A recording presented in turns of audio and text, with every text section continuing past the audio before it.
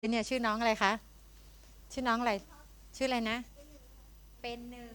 โอ้เป็นเอกคตาสิเนี่ยเป็นหนึ่งเนี่ยใช่ไหมเอกคตาเนี่ยหนึ่งเดียวได้เป็นที่หนึ่งใช่ไหมเอาสาธุจ้ะขอบคุณค่ะ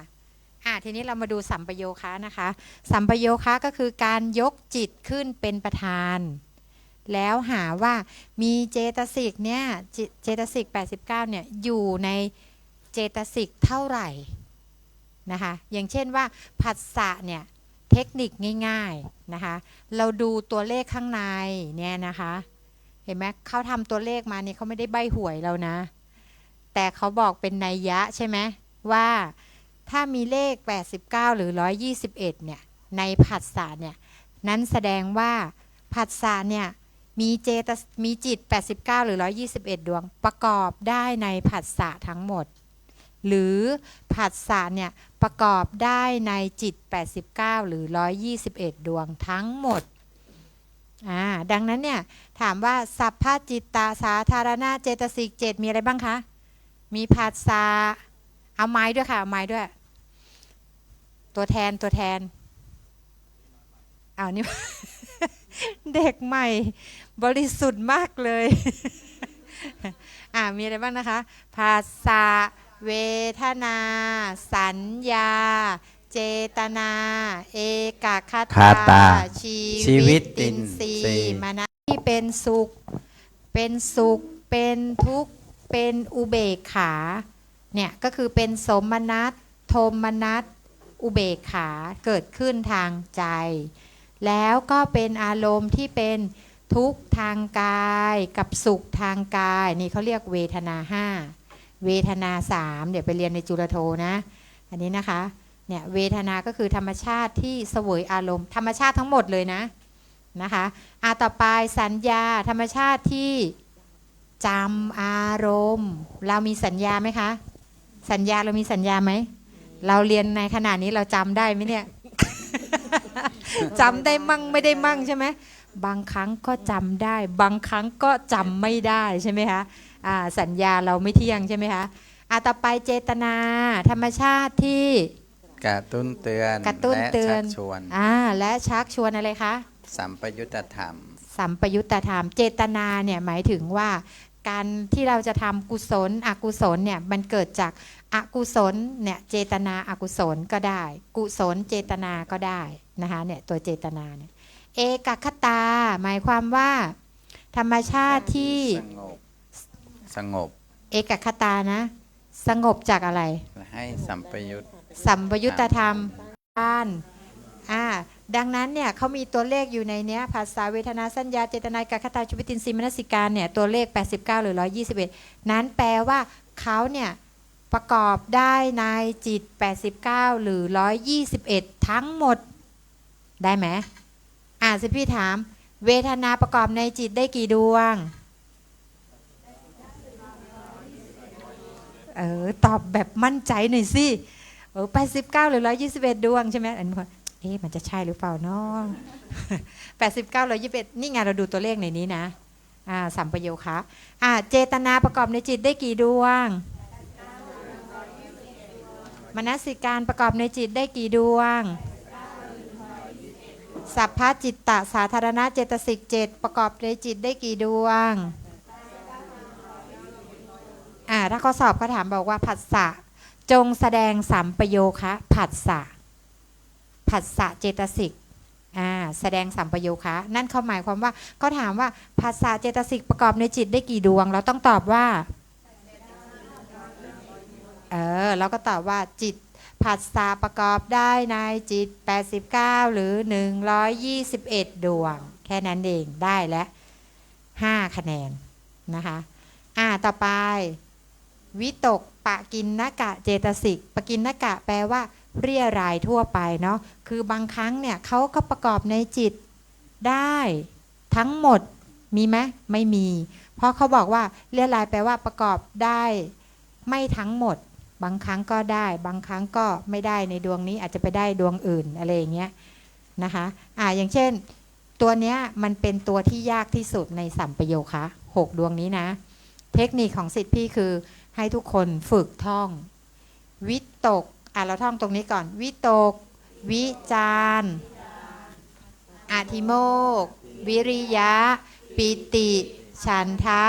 วิตกธรรมชาติที่ยกสัมปยุตธรรมขึ้นสู่อารมณ์เนี่ยเวลาใครง่วงเหงาหานอนเนี่ยยกไอตัววิตกเนี่ยขึ้นสู่อารมณ์นะเนี่ยตัวเนี้ยนะคะยกสัมปยุตธรรมขึ้นสู่อารมณ์วิจารคือการเค้าคึงอารมณ์ใช่ไหมธรรมชาติที่มีเกณฑ์เค้าคึงอารมณ์อันนี้เขาเปรียบเหมือนแบบเวลาเราได้ยินเสียงระฆังตีดังเป้งเนี่ยไอเสียงที่มันดังก้องกังวานเนี่ยคือไอตัวที่เค้าคึงอารมณ์เรียกว่าวิจารนี่นะคะส่วนอธิโมกข์คือตัดสินอารมณ์อธิโมกข์นี่คือตัวตัดสินอารมณ์นะวิริยะมีความเพียรพยายามในอารมณ์นะคะความเพียรที่จะสร้างกุศลก็ใช่สร้างอกุศลก็ได้นะคะเพราะวิริยะประกอบได้ทั้งอกุศลก็ได้กุศลก็ได้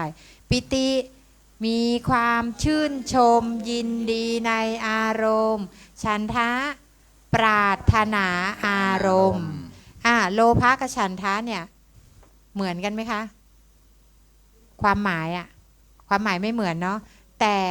โลภะเนี่ยก็มีความอยากได้ในกามคุณอารมณ์ใช่ไหมฉันทะก็มีความปรารถนาอารมณ์เหมือนกันแต่เขาไม่ติดอยู่ในกามคุณอารมณ์เนี่ยตัวฉันทะนี่นะคะทีนี้เวลาเราท่องไอ้ตัวนี้นะคะปกิณกะ6เนี่ยวิตก55เพราะเขามีเลข55อยู่ใช่ไหมแสดงว่าวิตกประกอบได้ในจิตเท่าไหร่55ดวงวิจาร66ประกอบได้กี่ดวงคะ66ดวงอธิโมกข์110110เลย110ดวงวิริยะ105ดวงปิติ51ดวงฉันทะ101ดวงเราก็ท่องนี้นะวิโตก55วิจาร66อธิโมกข์110วิริยะ105ปิติ51ฉันทะ101เรานึกไว้เลยว่าปิติกับฉันทะนี่ไปจังหวัด101เห็นไหมปิติไป51ใช่ไหมแต่ฉันทะนี่ไปจังหวัดไหน101ให้เขาไป101นะใครจำไม่ได้ก็101เดี๋ยวเขาถามเนี่ยเขาจะเนี่ยชอบออกข้อสอบอีก6ดวงเนี่ยออกบ่อยมากวิตกประกอบในจิตได้กี่ดวงไม่รู้ได้เท่าไหร่ไม่รู้เรายังจำแนกไม่ได้แต่อย่างน้อยเรารู้แล้วว่าวิตก55อย่างน้อยเราตอบแค่นี้เราได้คะแนนแล้วนะใช่ไหมดีกว่าเราปล่อยคะแนนว่างวิจารประกอบในจิตได้กี่ดวง66เก่งมากเลยนะเห็นไหมเสียงดังฟังชัดอธิโมกข์เราประกอบในจิตได้กี่ดวง110วิริยะ105ปิติ51ฉันทะ101ท่องพร้อมกันวิโตก55วิจาร66อธิโมกข์110วิริยะ105ปิติ51ฉันทะ101จะ51 101ก็ได้นะคะแล้วแต่เรานะคะทีนี้เรามาดูนะคะว่าวิตกเนี่ยเขาประกอบในจิตได้55ดวงเขาเว้นอะไรไปบ้างนะคะ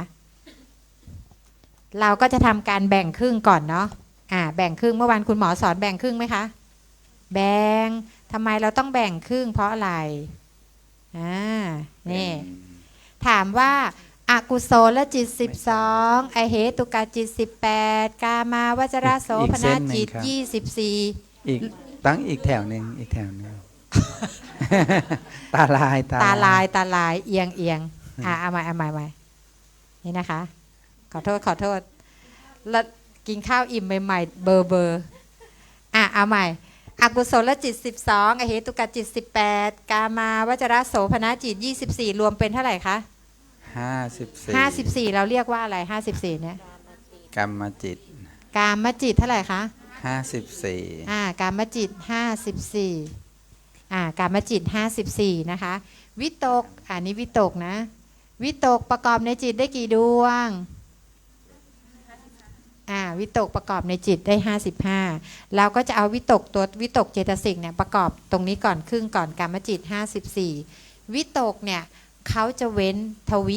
10นะคะอันนี้เราต้องรู้เลยว่าเราต้องเว้น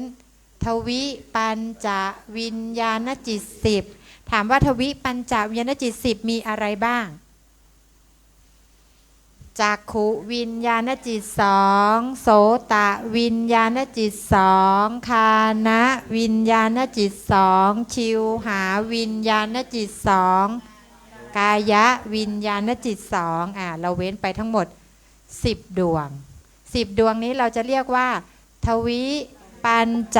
วิญญาณจิต10ใช่ไหมคะทวิแปลว่าอะไรคะ2ปัญจแปลว่า5 คู่เนี่ยเนาะ1 คู่ 2 คู่ 3 คู่ 4 คู่ 5 คู่จิตเป็นวิญญาณใช่ไหมคะดังนั้นเราก็เลยเรียกว่าทวิปัญจวิญญาณจิต10 ดวงนะคะอันนี้เราต้องท่องจนขึ้นใจเลยนะคำว่าทวิปัญจวิญญาณจิต10ถามว่ากามจิตเนี่ยมีอยู่54แต่ไอตัววิตกเนี่ยเขาเว้นไปกี่ดวง10 ดวงเราก็เอา10มาลบ54เหลือเท่าไหร่คะเหลือ44เนี่ยเราจะเรียกว่ากามจิตเท่าไหร่กามจิต44 6 ดวงเนี่ยจำตัวเว้นอย่างเดียวไม่ต้องจำตัวประกอบและแบ่งครึ่งอย่างนี้นะคะแบ่งครึ่งและจำตัวเว้นให้ได้ว่าวิตกเว้นทวิ10แล้วก็แบ่งครึ่งกามจิต54ลบไป10เหลือ44ต่อไปตรงนี้เราเรียกว่าอะไรคะเนี่ยเขาเป็นผู้ทำฌานเนาะมีทั้งหมดกี่ดวงเนี่ย60เท่าไหร่รูปาวจรจิต15อรูปาวจรจิต12โลกุตระ40รวมเป็น67ดวงเนี่ยตัววิตกเนี่ยเขาเป็นองค์ฌานไหมใช่ไหมที่เราท่องดวงนี้เราท่องว่าไงนะวิตากาวิจาราปีติสุขะเอกคตาสหิตังเขามีองค์ฌานทั้งหมดกี่องค์ฌานคะ5 องค์ฌานแล้วมีคำว่าวิตกไหมมีดังนั้นเนี่ยวิตกเขาก็เลยต้องเข้าประกอบด้วยใช่ไหมเนี่ยวิตกเขาต้องเข้าประกอบนะในองค์ฌานเนี่ยได้ทั้งหมดเลยกี่ดวงคะเนี่ย11 ดวงเราเรียกว่าอะไรคะเนี่ยแถวเนี้ยปฐมฌานจิต11ใช่ไหมเราเรียกว่าปฐมฌานจิต11แล้วลองมาดูตรงนี้สิคะตรงนี้มีองค์ฌานเท่าไหร่เหลือเท่าไหร่เหลือ4 องค์ฌานทำนิ้วซะขนาดนี้องค์ฌานเหลือ4องค์ฌานอะไรหายไปวิตกหายดังนั้นวิตกเข้าประกอบได้ไหมคะในฌานที่2ไม่ได้แล้วจบแล้วแค่นั้นเองตรงนี้ได้11เราก็เอามาบวกกับ44รวมเป็นเท่าไหร่คะเนี่ยตรงไหมคะเนี่ยตรงถูกต้องไหมคะถ้าเราหาแบบนี้แล้วตรงกับตรงวิตก55ตัวเลขข้างในนั้นนะคะแสดงว่าเราทำถูกหรือเราทำผิดทำถูกได้ไหมคะอย่างนี้ได้ไหมได้แล้วนะเดี๋ยวให้ออกมาทำนะแล้วเราก็ท่องอย่างนี้เราจะใช้วิธีการท่องอย่างนี้วิตก55ใช่ไหมวิตกประกอบได้ในจิต55ดวงคือกามจิต44เนี่ยเราก็วงแค่นี้พอนะกามจิต44เว้นทวิปัญจวิญญาณจิต10ปฐมฌานจิต11เราท่องยังไงเราก็เขียนข้อสอบแบบนั้นนะคะแบบนี้เลยนะเอาใหม่นะวิตกประกอบได้ในจิต55ดวงคือกามจิต44เว้นทวิปัญจวิญญาณจิต10ปฐมฌานจิต11ได้นะคะในหนังสือมีนะคะในหนังสือมีจิเจรุ่นนี้เปิดดูเลยจิเจรุ่นนี้เนี่ยจะดูง่ายที่สุดแล้วเนี่ยขออนุญาตเปิดหน้าให้ดูกันว่าอยู่หน้าที่เท่าไหร่สิทธิ์พี่ใช้เล่มนี้เล่มเดียวเลยนะตอนสอบ38หน้า38ค่ะเนี่ยเห็นไหมวิตกนี่ดูง่ายไหมท่องตามนี้เลยนะคะต่อไปวิจารณ์บ้างวิจารณ์ตัวเลขในวิจารณ์มีเลขอะไรอยู่คะวิจารณ์66ในทำนองเดียวกันกับวิตกเลยเหมือนกันทุกอย่างแบ่งครึ่งเหมือนเดิมแบ่งครึ่งกามจิตเท่าไหร่คะกามจิตเท่าไหร่54แล้วในวิจารณ์เนี่ยเขาก็เว้นทวิปัญจวิญญาณจิต10เว้นเหมือนกันเลยเห็นไหมคะเว้นทวิ10นี่นะเว้นทวิ10เว้นทวิ10แล้วเอากามจิตลบ54เหลือเท่าไหร่เอา54ลบทวิ10เหลือเท่าไหร่เหลือ44 44เราเรียกว่ากามจิตเนาะกามจิต44นะคะถามว่าวิจารณ์เป็นองค์ฌานไหมคะเป็นถามว่าอยู่ในปฐมฌานมีวิจารณ์ไหมมีวิตากะวิจาระมีวิจารณ์เนาะดังนั้นเนี่ยปฐมฌาน11มาไหมคะเนี่ยมาหมดเลยนี่นะมานะคะจะงงสีไหมตัวประกอบกับไม่ประกอบอันนี้เป็นตัวประกอบแล้วกันจะได้ไม่งงสีเราก็ระบายสีอย่างเงี้ยค่ะเราก็ไปทำแผ่นผังแล้วเราก็ระบายสีแบบนี้นะคะอันนี้ก็เหมือนกันเปลี่ยนสีถ้าสีแดงเป็นตัวเว้นนะคะเสร็จแล้วถามว่าในทุติยฌานมีคำว่าวิจารณ์ไหมคะมีเพราะเราท่องว่าวิจาระปีติสุขะเอกคตาสหิตังใช่ไหมคะดังนั้นเนี่ยการท่องดวงจิตสำคัญไหมคะเนี่ยสำคัญนะเพราะมันต้องใช้ตลอดเลยนะถ้าเราท่องดวงจิตแม่นๆน่ะใช่ไหมแล้วก็มีทั้งวิตกมีทั้งวิจารใช่ไหมคะกามจิต44ตรงนี้ปฐมฌานหน้าจิต11ทุติยฌานหน้าจิต11บวกเป็นเท่าไหร่คะ22บวกกับกามจิต44เป็นเท่าไหร่คะถูกต้องไหมคะเนี่ยถูกต้องนะไม่ยากเนาะเราต้องจำอะไรจำตัวเว้นถามว่าวิตกเว้นอะไรคะเนี่ยทวิ10วิจารเว้นอะไรแต่วิตกมีปฐมฌาน1เดียวแต่วิจารมีปฐมฌาน1แล้วก็มีทุติอีกฌานอีก1ถ้าเราทำแล้วเราบวกเราไม่ได้66แสดงว่าเราบวกผิดนะคะเราก็บวกใหม่ต่อไปอธิโมกตัวตัดสินอารมณ์แล้วนะอธิโมกตัวเลขในอธิโมกมีเลขอะไรอยู่คะ110 110ใช่ไหม110อธิโมกเว้นอะไรคะเว้นทวิ10เหมือนกันเลยวิโตกก็เว้นทวิ10อธิโมกก็เว้นทวิ10วิจารก็เว้นทวิ10อธิโมกก็เว้นทวิ10เว้นทวิ10ปัญจเหมือนกันนะคะทวิปัญจวิญญาณจิต10แล้วเขาก็เว้นอีก1ดวงคือวิจิกิจฉาถามว่าทำไมเขาถึงเว้นวิจิกิจฉาเพราะอะไรคะอธิโมกเขาเป็นยังไงตัดสินอารมณ์เวลาที่เขาไปเว้นวิจิกิจฉาเนี่ยวิจิกิจฉามีสภาวะธรรมเป็นไงสงสารตกลงกันก่อนว่าเราเพื่อให้เราไม่ต้องคิดเยอะถ้าร้อยขึ้นไปเจตสิกที่มี100ขึ้นไปมหคตจิตมาหมดโลกุตระมาหมดฌานจิต67มาหมดถ้าถึง100นะแต่ถ้าไม่ถึง55 66 51อะไรอย่างเงี้ยเราจะต้องมาคิดหาเป็นฌานนะคะแต่ถ้าเกิน100เราไม่ต้องคิดเยอะแล้วเราจำแค่ตัวเว้นเอา54ลบแล้วก็ที่เหลือมาหมดนะคิดง่ายไหมอย่างนี้คิดง่ายกว่าเยอะแล้วก็เอา67มาบวกเลยเป็นเท่าไหร่คะเนี่ย3 บวก 7เป็น10ลดอีก1เป็น110ใช่ไหมคะถูกต้องไหมคะเนี่ยหรือวิธีคิดหรือเราจะคิดอย่างนี้ก็ได้นะแต่ถ้าเราคิดอย่างเงี้ยเราจะหากามจิตไม่เจอหมายถึงว่าถ้าเราจะคิดอย่างนี้ก็ได้เอา121ตั้งลบ11เหลือเท่าไหร่เหมือนกันใช่ไหมอย่างนี้ก็คิดง่ายดีเนาะแต่เราจะไม่ได้ตรงนี้ไงที่ถามว่าทำไมต้องแบ่งครึ่งล่ะ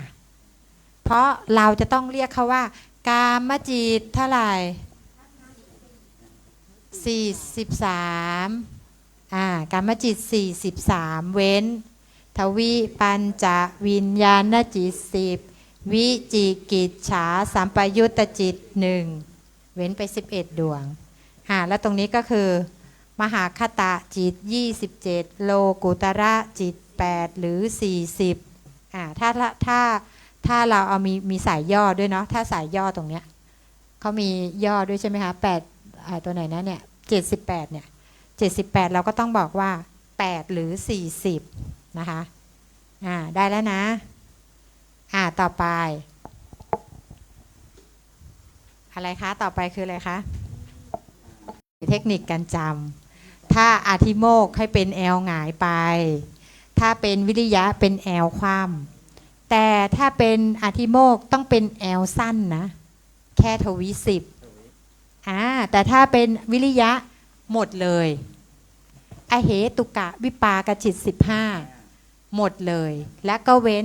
ปัญจทวาราวัชนะจิต1ถ้าดูดีๆเป็นรูปตัวไหนเนี่ยเป็นรูปตัวไออย่างนี้ใช่ไหมอย่างนี้ใช่ไหมคะเนี่ยเป็นรูปตัวไออย่างนี้ใช่ไหมตัวนี้เป็นวิจิกิจฉาวิจิกิจฉาไม่ใช่ขอโทษเว้นวิจิกิจฉาเนี่ยตัวนี้เป็นเว้นวิจิกิจฉาก็คือตัวอธิโมกข์เนาะเว้นวิจิกิจฉาเนี่ยแบ่งครึ่งอันนี้ก็จะได้แค่นี้ใช่ไหมส่วนตัวนี้เป็นวิริยะใช่ไหมอันนี้เป็นปัญจใช่ไหมคะอันนี้วิริยะอันนี้เป็นอธิโมกข์โอ้ยทำให้กันขนาดนี้เลยเนาะ จำไม่ได้ให้รู้ไปสิใช่ไหมถามก่อนอธิโมกข์เป็นแอลคว่ำหรือแอลหงายแอลหงายสั้นใช่ไหมแอลหงายสั้นแล้วถ้าวิริยะล่ะเป็นแอลคว่ำหรือแอลหงายแอลคว่ำแล้วเป็นรูปอะไรเนี่ยเป็นตัวไอใช่ไหมเป็นตัวไอก็ได้นะใช่ไหมเราทำยังไงก็ได้ให้เราจำได้ใช่ไหมแล้วแต่เทคนิคใครเทคนิคมันนะคะว่าเราจำแบบนี้เราจะเอาแบบเนี้ยนะคะเพื่อเราจำได้ถามว่าวิริยะ105เขาตามข้อตกลง105ไหม105ที่เหลือมาหมดไหมคะฌานจิตมาไหมคะมาหมดเลยแล้วถามว่าวิริยะ105เว้นไปกี่ดวงวิริยะเท่าไหร่วิริยะ16เราจำไว้เลยว่าเราเว้นวิริยะ16แต่ถามว่าในชั้นจุลตีไม่มีหรอกไอชื่อวิริยะ16ศัพท์นี้มันเป็นศัพท์ชั้นสูงแต่สิทธิพี่เอามาให้เพื่อให้จำว่าวิริยะเขาเว้นวิริยะ16ให้รู้ว่าวิริยะเนี่ยเว้นไป16ดวงก็คือชื่อว่าอาเหตุกะอะไรคะวิปากจิต15ก็คืออกุศลวิปากจิต7อเหตุกะกุศลวิปากจิต8รวมเรียกว่าอเหตุกะวิปากจิต15ใช่ไหมคะและปัญจทวาราวัชนะจิต1 15บวก1เป็น16เอา105ตั้งลบด้วย16เหลือเท่าไหร่คะไม่ใช่ขอโทษเอาเท่าไหร่นะ121ตั้งลบด้วย16เหลือเท่าไหร่คะเหลือ105ได้ไหมแค่นี้เองเนาะยากไหมเนี่ยทำท่ามึนๆงงๆนี่ยากหรือว่างงหรือไม่เข้าใจหรืออะไร ฮะไม่ยากใช่ไหมฮะไม่รู้เปิดหน้าไหนเปิดหน้านี้ลูกเอาหน้านี้เอาตามเนี้ยเอาตามกระดานเนี่ยหนูเปิดจีเจรุ่นนี้เปิดหนังสือจีเจรุ่นนี้หน้าที่38เล่มเหลืองหนูก็เปิดเล่มเหลืองค่ะหนูทำไมหนูไม่มีเล่มชมพูกับเขาเขาไม่ให้หนูแล้วหนูต้องเอามานะคะถ้าหนูไม่เอามาหนูเอาไว้เรียนที่บ้านเหรอปกติเรียนซูมด้วยแล้ววันนี้นึกยังไงถึงมาโอ้ยสาธุมากเลยน่ารักมากมาปฏิบัติธรรมนะถึงได้มาเห็นไหมเนี่ยมีบุญสัมพันธ์กันนะเนี่ยรู้ไหมเนี่ยถึงได้มาเรียนด้วยกันเนี่ยนี่วิตกนี่อยู่ตรงนี้หน้าเล่มเหลืองอยู่หน้าที่เท่าไหร่บอกเพื่อนสิคะเท่าไหร่39อยู่หน้า39นะคะวิตกอยู่ตรงไหนลูกชี้ดิแล้วไม่ใช่แล้วผิดแล้วอันนี้มันตัวแปร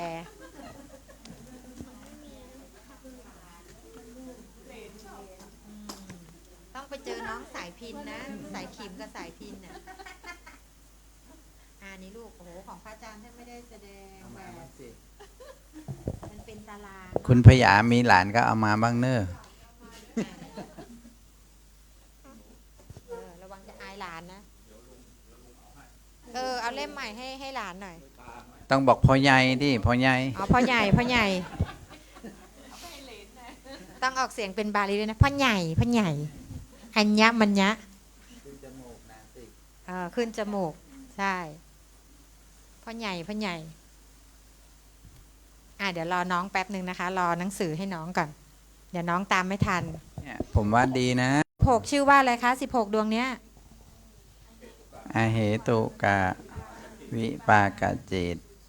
15เราเอา54ตั้งก็ได้กามจิต54ลบไป16ดวงเหลือกามจิตเท่าไหร่30กามจิต38ตามข้อตกลงตรงนี้มาหมดไหมคะหมดบวก67เป็นเท่าไหร่คะเนี่ย105ได้ไหมคะเดี๋ยวให้ออกมาทำนะให้ออกมาระบายสีแบ่งกันเป็นกลุ่มมีกี่คนเนี่ยกลุ่มละ2ได้ไหม12 6กลุ่มใช่ไหม12 6กลุ่มโอ้โหดีเลยเนี่ยคือเดี๋ยวพอเราทำตรงนี้เสร็จใช่ไหมเราก็ต้องบรรยายด้วยนะว่าเข้าได้ไม่ได้ยังไงเข้าได้ไม่ได้บรรยายอย่างเช่นว่าวิริยะเนี่ยประกอบในจิตได้105ดวง105ดวงเนี่ยเว้นวิริยะ16เว้นอริยะ16เราก็ทำให้เขาดูว่าเราเอากามจิต54เนี่ยลบไป16เหลือกามจิต38เกิน100มหคตจิตโลกุตระมาหมดบวกอีก67เป็น105วิริยะ105เนี่ยอธิบายแบบนี้เลยนะทีละก็ตกลงกันว่าใครจะเป็นคนเขียนใครจะเป็นคนอธิบายนะคะโอ้11ดวง51ดวงทีนี้ปิติเนี่ยมันไม่มีตัวเว้นหรอกเพราะว่าเราเอาจากคำแปลเลยว่าปิติเนี่ยเขามีความชื่นชมยินดีในอารมณ์แล้วปิติเนี่ยจะต้องประกอบในจิตที่ดีใจเท่านั้นถามว่าจิตที่ดีใจเท่านั้นอยู่ดวงไหนบ้างแบ่งครึ่งโสมนัสถามว่า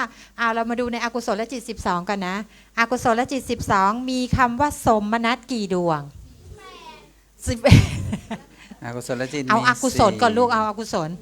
4ดวงก็คือโลภะโสมนัสเราก็ใส่โสมนัสลงไปอย่างนี้เลยนะถามว่าตรงนี้ใช่ไหมไม่ใช่เพราะมีเวทนาเป็นเลยคะเป็นอุเบกขาแล้ว2ดวงนี้ล่ะมีเป็นโทมนัสแล้วดวงนี้ล่ะอุเบกขาเนี่ยเราดูผังจิตนี่ก็ได้ใช่ไหมโสก็อยู่ตรงนี้อันนี้อุโทอุไม่ได้ใช่ไหมคะแล้วในกลุ่มอเหตุกจิต18ละมีโสกี่ดวงเนี่ย2ดวงดวงที่8นะคะโสสันติกับโส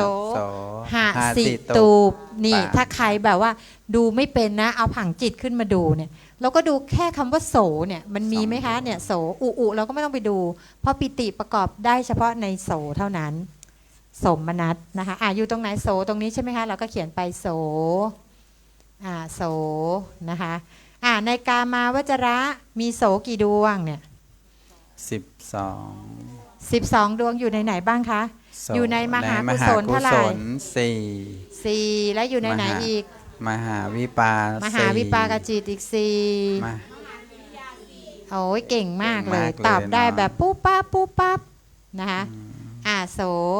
ถามว่า4 2 12รวมเป็นเท่าไหร่คะเนี่ยเท่าไหร่นะ18ตอบแบบมั่นใจหน่อยสิตอบถูกนะนางตอบถูกนะแต่นางตอบ18กลัวเพื่อนได้ยินกลัวเพื่อนลอกกันบ้านใช่ไหมเท่าไหร่นะอันเนี้ย4แล้วก็2ท้ายแล้วก็อีก12ใช่ไหมคะเป็นเท่าไหร่18เนี่ยเขาอยู่ในกามใช่ไหมในกามเขาอยู่ในกามตอนแรกเราจะเรียกกามก็ไม่ได้ใช่ไหมกามจิตอย่างเดียวก็ไม่ได้แล้วเพราะเขามีเวทนาเป็นเลยคะเราจะเรียกว่ากามะอันนี้เราอ่านว่ากามะนะกามะโสมนัสเพราะเขามีเวทนาเป็นโสมนัสเราก็ใส่โสมนัสไปให้เขากามะโสมนัสสหคตะสหคตะจิต18ถามว่า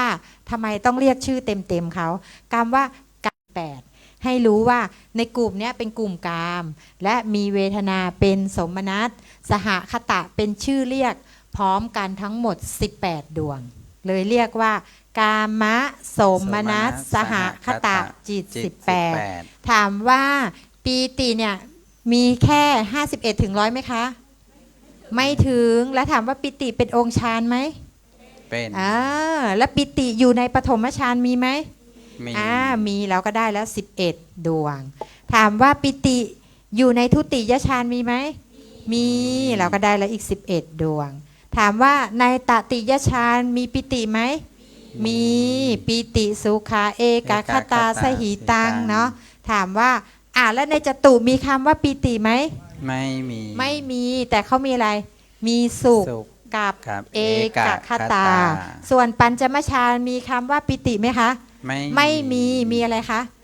มีอุเบกขากับเอกคตาเก่งมาก11รวมกันได้เท่าไหร่เนี่ย33บวกอีก18เป็นเท่าไหร่คะ50ตรงไหมตรงเป๊ะใช่ไหมครูมองทำงานนะครูมอง นอกจากเราจะเป็นผู้ที่เรียนอภิธรรมต้องชัดแจ้งแล้วเรายังต้องเป็นพวกคณิตคิดไวครูมองต้องเข้าใช่ไหม คณิตคิดไวต้องมานะคะปิติยากไหมเนี่ยไม่ยากเดี๋ยวเราเราจองใช่ไหมต่อไปสุดท้ายฉันทะประกอบในจิตได้กี่ดวงโอ้โหเก่งมากเลยฉันทะหาเหตุอันนี้เราไปเรียนจุลโทเหมือนเดิม นะคะเขาจะเป็นเหตุศูนย์เนี่ยเหตุศูนย์ก็คือไม่มีเหตุนะคะส่วนโมหะเหตุเนี่ยไอตัวโมหะเนี่ยเขาเป็นตัวโมหะเขาเป็นเหตุเป็นโมหะเหตุมีแค่หนึ่งเดียวเท่านั้นเท่ากับเขามีแค่เหตุหนึ่งฉันทะก็เลยไม่เข้าประกอบนะคะเอาเป็นว่าจำแค่ว่าเขาเว้นไป20ดวงเว้นอเหตุกะจิต18ทั้งหมดแล้วก็เว้นโมหะมูลจิต2เว้นไป20ดวงใช่ไหมคะเอา121เอากามจิตก่อนกามจิตเอากามจิต44เอากามจิตเท่าไหร่คะ54ลบ20ดวงเหลือเท่าไหร่คะเหลือกามจิต34นี่นะคะเหลือกามจิต34ตามข้อตกลงเกิน100ไหมคะเกิน100อะไรมาทั้งหมดชั้นจิต67มาหมดเลยใช่ไหมชั้นจิตมาหมดเลยรวมเป็นเท่าไหร่คะเนี่ย101ดวงได้ไหมแล้ววิธีการท่องนะคะเราก็จะท่องเรามาท่องทิโมกประกอบได้ในจิต110ดวงคือ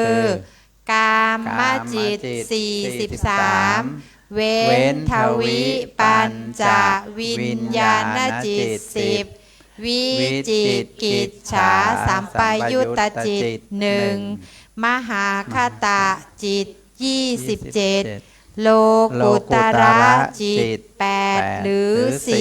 40วิริยะประกอบได้ในจิต105ดวงคือกามจิต38เว้นอเหตุกะวิปากจิต15ปัญจทวาราวชนะจิต1มหาคตะจิต27โลกุตระจิต8หรือ40ปีติประกอบได้ในจิต51ดวงคือกามะโสมนัสสหคตะจิต18ปฐมฌานจิต11ทุติยฌานจิต11ตติยฌานจิต11ฉันทะประกอบได้ในจิต101ดวงคือกามจิต34เว้นโมหะมูลจิต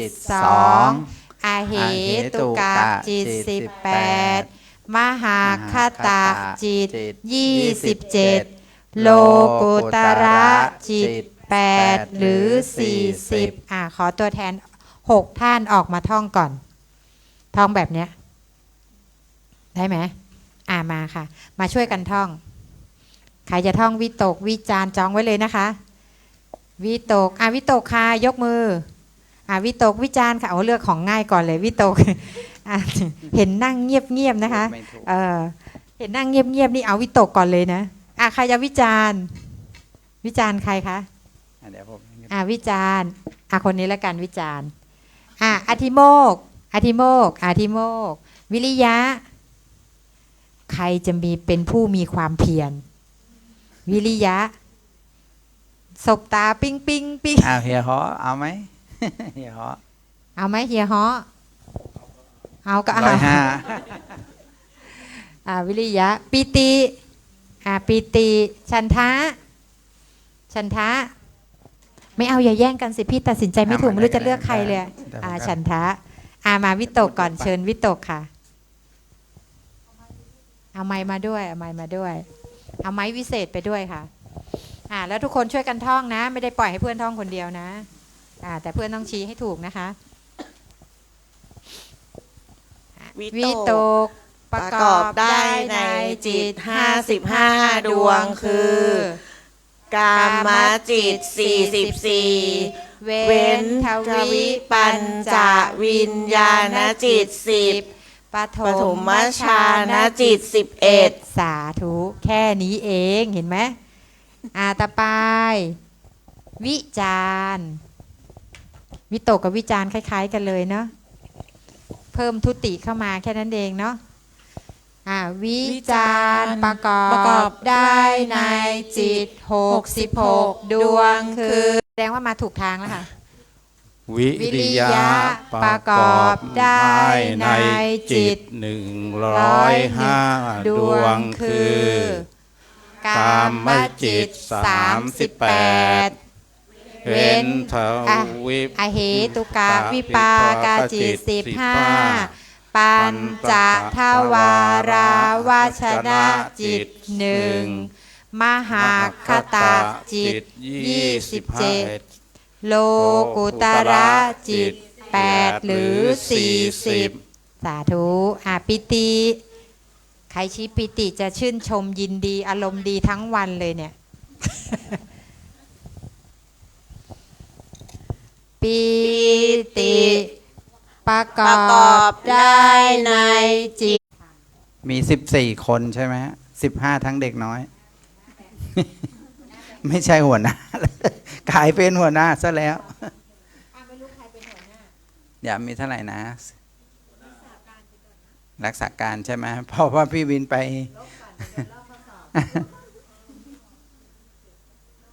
ถ่ายรูปไปเลยติ๊กๆเร็ว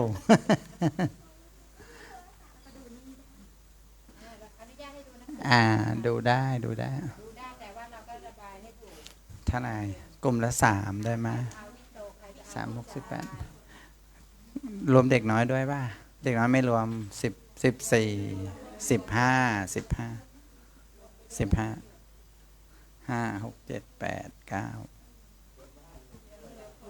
15 2 6 12กลุ่มละ2แล้วจะกลุ่มละ3กลุ่มผู้กำกับใช่ป่ะ อันนี้วิริยะมีใครเฮียฮอใช่ไหม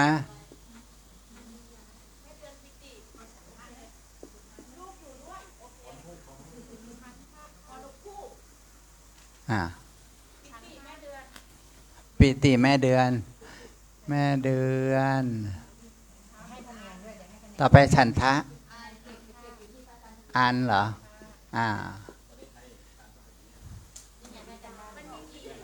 มีอันนี้วิจารละวิจาร2อันนี้2อันนี้3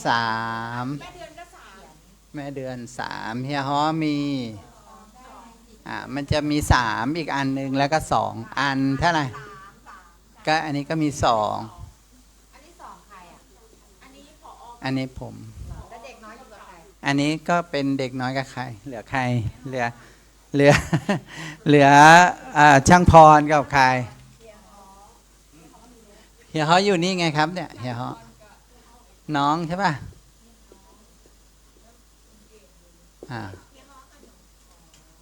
เกตนะ อย่าฮ้อกันหนูนี่อย่าฮ้อกันหนูนี่ อ๋อ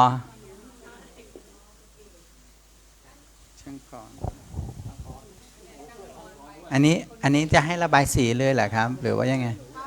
ทำเครื่องหมายก็ได้ค่ะทำเค อืม รื่องหมายกากบาทแล้วก็ทำยังไงก็ได้ ให้รู้ว่าเว้นให้รู้ว่าประกอบ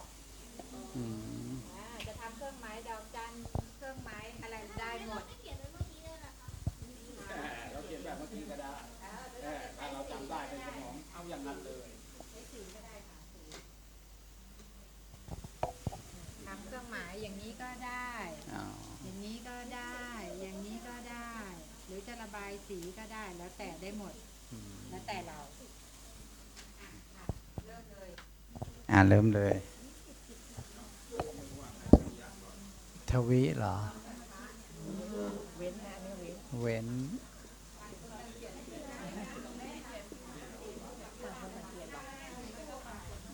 แล้วก็นี่ใช่ไหม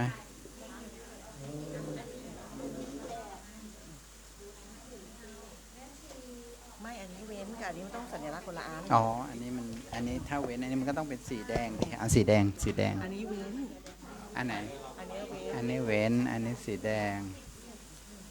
เอาสีแดงมา อันนี้เว้นได้ไหมของเราวิริยะใช่ไหมของเรานี่เลยเว้นเลยนี่คือ ไป เว้น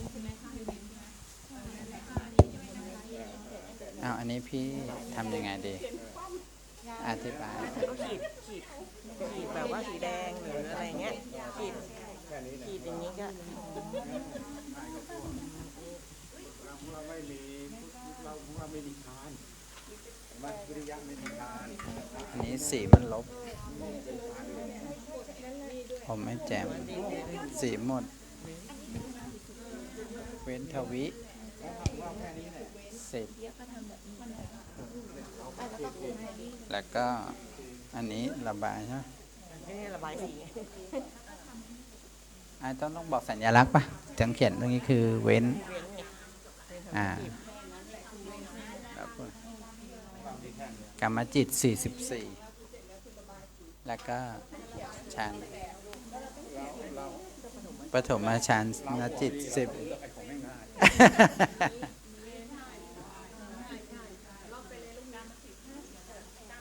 อันนี้เว้นทวิ แล้วก็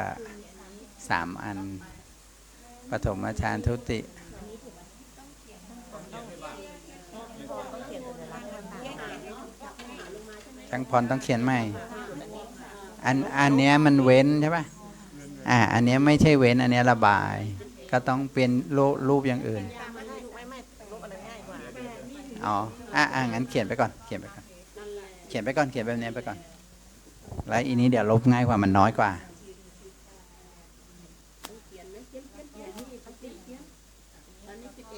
อันนี้ลบ เอาใหม่ เป็นเครื่องหมายลบก็ได้ เป็นเครื่องหมายอะไรก็ได้ที่เว้นน่ะ จะเว้นนะ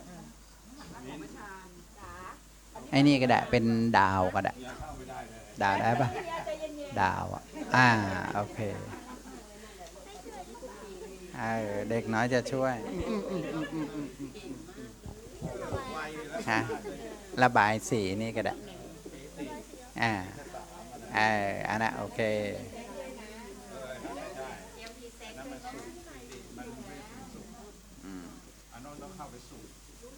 แล้วก็อันนี้ที่มีเครื่องหมายปัก ถ้าระบายสีต้องระบายข้างบนด้วยนะเนี่ยถ้า อ๋อ ระบายอย่างเงี้ยต้องระบายเหมือนกัน หมดเลยใช่ไหมอันนี้คือเว้นจะได้ชัดเจน ไม่งั้นเนี่ยคิดว่าเป็นตัวเว้นนะถ้าตัวเว้นนี่คือตัวเว้นแต่ระบายผิดที่ก็โดนหักคะแนนค่ะ อ๋อ ตัวเว้น อันนี้ครบแล้วเหรอ อันนี้มันเกินไหมลูกหนูระบายตรงนี้แม่ระบายตรงนี้เนี่ย น่าจะไม่ต้องการกระบาด ใช่ไหมล่ะงั้นต้องทำให้หมด จุดที่ต้องทำให้หมดใช่ไหมระบายให้หมด โอเค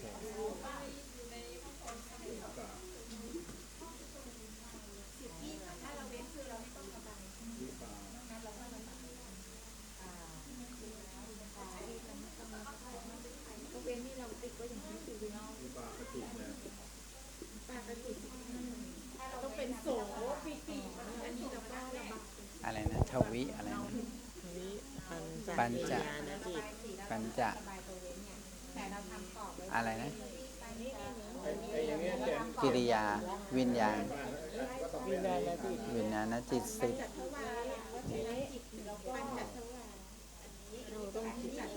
สีมันไม่แจ่มยืมไหมนี่อย่ายืมฮะ เหมือนกัน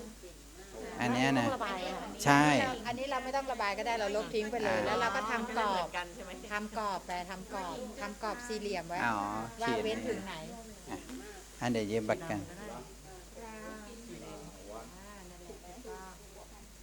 ให้ดูว่าเว้นเนี่ยเว้นทวิปัญจวิญญาณชัด อันนี้ก็คืออย่างนี้ใช่ไหม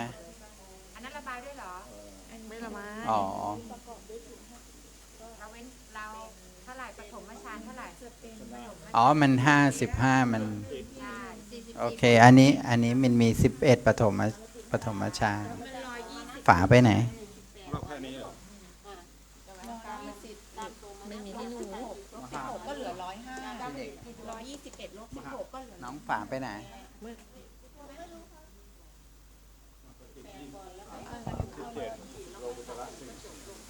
อย่ามึกแห้ง เขียน111ตามมา116ใช่ไหมนี่16แต่45 บวก 1 เป็น 16ก็เหลือก็กลับ105ฝานสลับกันด้วยป่ะ121สีแดง นี่ที่อ๋อ -16 อะไรเงี้ย -16 เท่ากับ105ดูกันปฐมวิ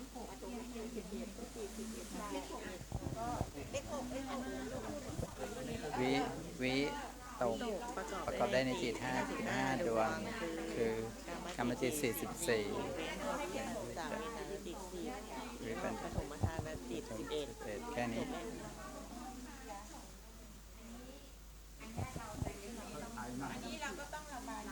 ไอ้มัน ตัวที่ประกอบ บายด้วยเราเอาสีนี้เลยอันนี้ไม่ดี สอบถามใครเอาฝาอันนี้ไปเอ่ยสอบถามหน่อยใครสมาชิกใครมีฝาปากกานี้ครับ อ๋อ แสดงว่านี่อันนี้แน่เลย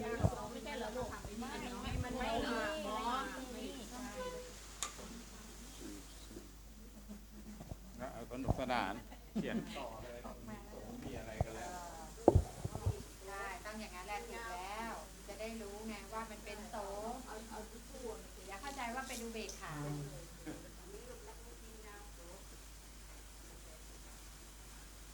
ช่วยกันทำมาหากินมากเลยทีเนี้ยเดี๋ยวอันนี้มันเป็น11ไงเราก็ใส่11ไปประตูตีแเวลาทำข้อสอบเราจะได้คุยกันได้ตอนที่เราทำกันแบบนี้อย่าไปโกรธ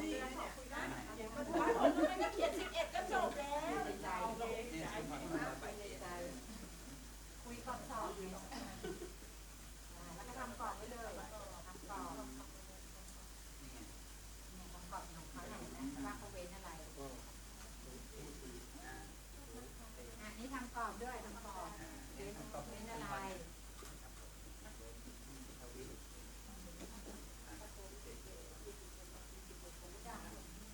อย่าอธิบายด้วยนะ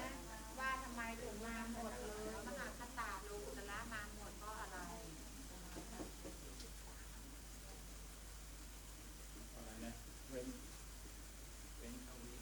อาทิโมกตัวเว้นไม่ต้องระบายไม่ระบายตัวเว้นไม่ระบายตัวเว้นอันนี้คู่คนไหนคะระบายตัวเว้นไม่ต้องระบายตัวเว้นให้ระบายตัวประกอบทำเครื่องหมายเป็นตัวประกอบ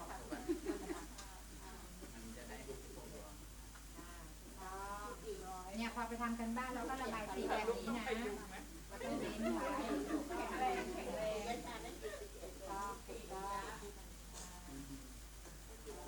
ียนเยอะหน่อยผสมยุ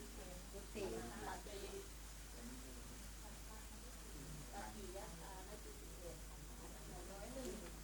นี้เราก็ระบายสีหนึ่งอันนี้ก็สีเขียว อันนี้ตัวเว้นเราจะไม่เขียนเราระบายตัวที่ประกอบ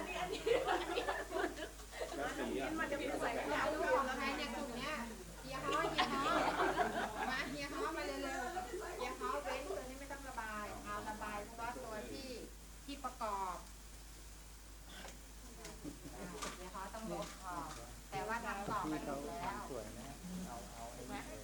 เมื่อกี้ส่งให้ไปไหนในห้องสูตรในห้องเรียนว่ามันเป็น PDF เนี่ย อ๋อการที่ดี เรียกตัวของแล้วก็ แต่ว่าเราจะระบายที่ตัวประกอบ ครับ เนาะ เป๊ะเลยดีจัง แล้วไปทำกันบ้านแบบนี้นะคะ แล้วเราเปลี่ยนสีได้ไหมเนี่ย เปลี่ยนแล้วก็11เปลี่ยน สีอันนี้สีหนึ่งอันนี้สีหนึ่งนี้สีหนึ่งได้นะ ได้แต่มันเป็นช้าเวลาหรือจะทำเป็นเครื่องหมายก็ได้ไม่ต้องระบายทำเป็นเครื่องหมายบวกเครื่องหมายกากบาทไปเลย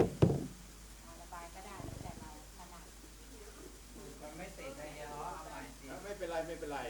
อันนี้ยังไม่ใช่ของจริงของ โอ้โหมันไม่ติดเลยนะน่ะ เอาแค่สมมุติ สมมติมันอยาก เดี๋ยวของจริงเอาไว้ในลงในที่จะส่งการบ้าน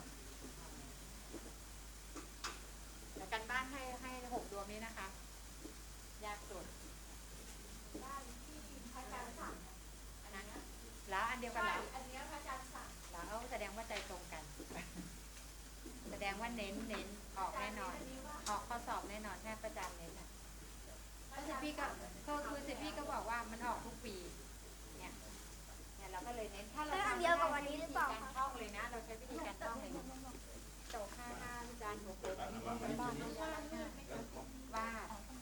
เนี่ยวาดอย่างนี้เลยอ๋อตอนสอบไม่ต้องวาดแต่การบ้านไม่วาดให้วาดแล้วเขียนเลยว่าที่โตประกอบได้ใน455ดวงคือการจิต44เป็นที่ปัญจวิญญาณ40ถูกต้องอันนี้มันเทศนายลูกอันนี้เป็นเทศนายอ๋อที่ก่อนที่เทศนายครับถามประโยคะในหนังสือนั่นน่ะลูก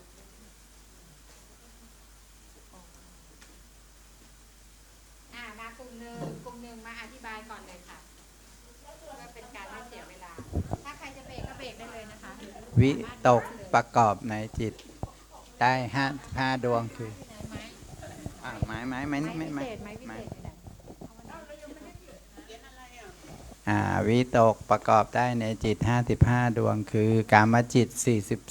44กเว้นทวิปัญจวิญญาณจิต10ปฐมฌานจิต11โอเคเนาะ มาทำยังไงคะเอากามจิตมา อ๋อ ทำยังไง กามจิตเนี่ยเหรอฮะ ใช่กามจิตมีเท่าไหร่ 40มี50 แล้วมาทำอะไรคะ เอามาลบทวิ10เหลือ44กามจิต44 อ่า แล้วก็ที่ไหนอีกปฐมเท่าไห ป ร่ ฐมฌานจิต11 ถามว่าในปฐมฌานจิต11ทำไมถึงได้แค่ปฐมฌาน11อย่างเดียวเพราะอะไรมีองค์ฌานวิตกองค์ฌานเป็นวิตกเก่ง เป็น มาก วิตก สาธุต่อไปกลุ่ม กลุ่ม 2 สอง ถูกต้องคะแนนเต็ม10ได้10ไม่มีหักนะคะได้คะแนนเก็บไปเก็บไว้ที่พระอาจารย์ทวีไปทวงกันนะคะ ช่างพ ทวง ร กับพระอาจารย์ บอกพระอาจารย์สิทธิ์พี่บอกว่าคะแนนเก็บให้มาทวงกับพระอาจารย์นะวิจารณ์ประกอบในจิตได้กี่ดวง วิจารณ์วิจารณ์ ประกอบในจิต ด้วยจิต66 ดวงคือ คืออกามจิต44เว้นทวิปัญจ ทวิปัญจวิญญาณจิต10แล้วก็ปฐมเท่าไหร่ ฌาน ปฐมฌาน11ทุติเท่าไหร่คะ 11 ทุติยฌานจิต11ถามว่าทำไมถึงได้แค่2ฌานนี้เพราะอะไร เพราะเขามีอะไร เพราะเขามีองค์ฌานเป็นอะไรคะนี่ วิจารณ์ เพราะเขามีองค์ฌานเป็นวิจารณ์อยู่ในปฐมฌานก็ได้ อยู่ในทุติยฌานก็ได้นะคะสาธุเก่งมาก ไม่เก่งนะครับนี่ อย่างนี้แหละเก่งแล้วถือว่าได้แล้วเนี่ยต่อไปอธิโมกไม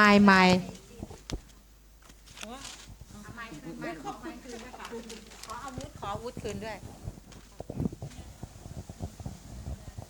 อธิโมกข์ประกอบได้ในจิต110 ดวงนะคะคือกามจิต43กามจิตทั้งหมดจะมี54 ดวงเว้นทวิปัญจวิญญาณจิต10และวิจิตกิจฉาสัมปยุตจิต1ก็เป็นเว้น11 ดวงก็เลยเหลือกามจิต43นะคะ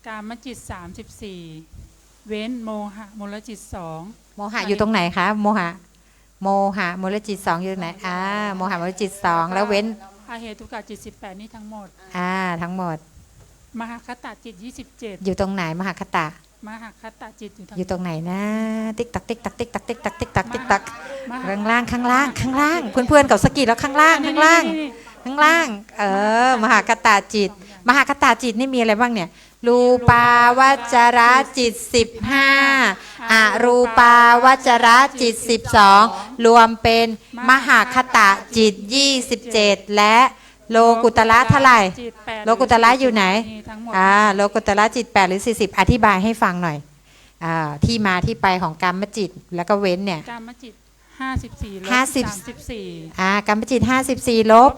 34ลบไป20เหลือลบอะไรคะ20นี้ชื่อว่าอะไรคะยากวันนี้เรื่องของยาก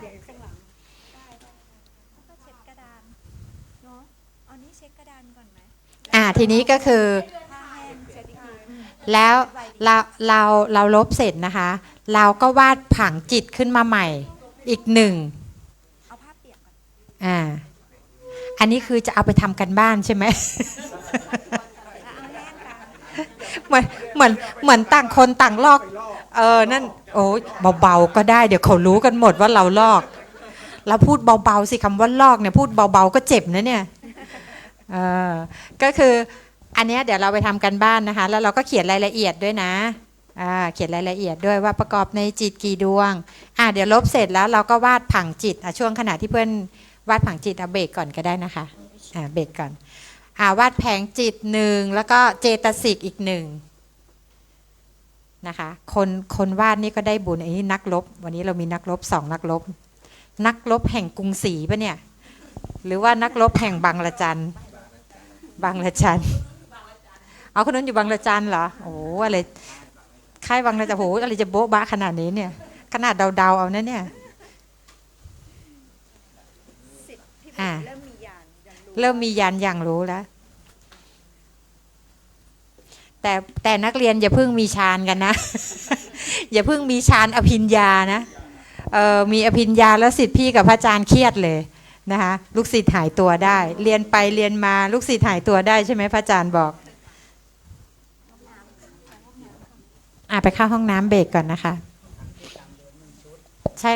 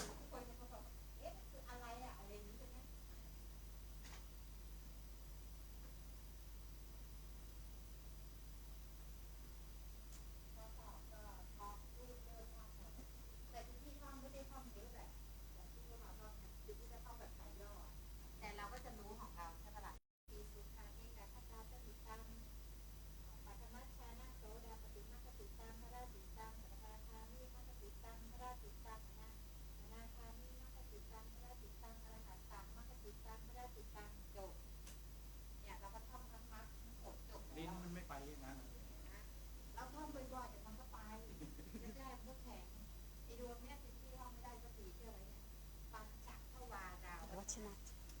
ยากมากเลยทำไมเราท่องไม่ได้สักทีต้องมาแบ่งวรรคปัญจเว้นพระวาไปกับแม่ชีแดง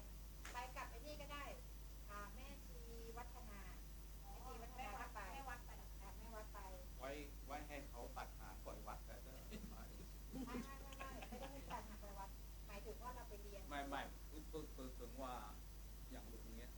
ให้เขาตัดหางปล่อยวัดแล้วจะมาอยู่เรียนให้มากเลยให้เป็น บ้านตัดใช่ไหม ใครเขาจะตัด ให้แม่บ้านตัด แม่บ้านเหรอแม่บ้าน แม่บ้านไม่กล้าตัดหรอก แม่บ้านไม่กล้าตัดหรอกเขาก็มีแต่อนุโมทนาชวนแม่บ้านมาเรียนด้วยสิจะได้ บ้า เป็น น บอกนี่ถ้าบวชได้บวชลูกหนูตามก็สาธิคุ้ม มีแม่บ้านไม่บอกว่าบวชตลอดเลยบวชไปเลยใช่ไหมมีแม่ก็มีใช่ไหม ก็วันนี้ แต่ยอม เนี่ยที่ตอนเช้าไปมาเนี่ยคือไปเป็นนายกให้เขาไอ้ที่ของแต่เนี่ยก็เหลือทำอะไรเนี่ยสมมติก็ได้ไหมเหมือนเราบอกว่าผักพวกเนี่ยส่วนได้หมดแล้วบอกก็เหลือแต่หัว หายหัวละขาดเนี่ย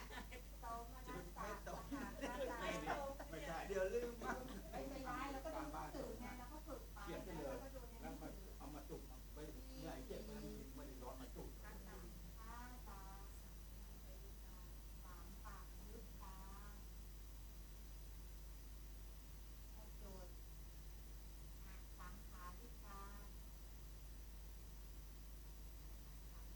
แต่ดูต้องแม่นเลยนะ เหมือนพระเลยเนี่ย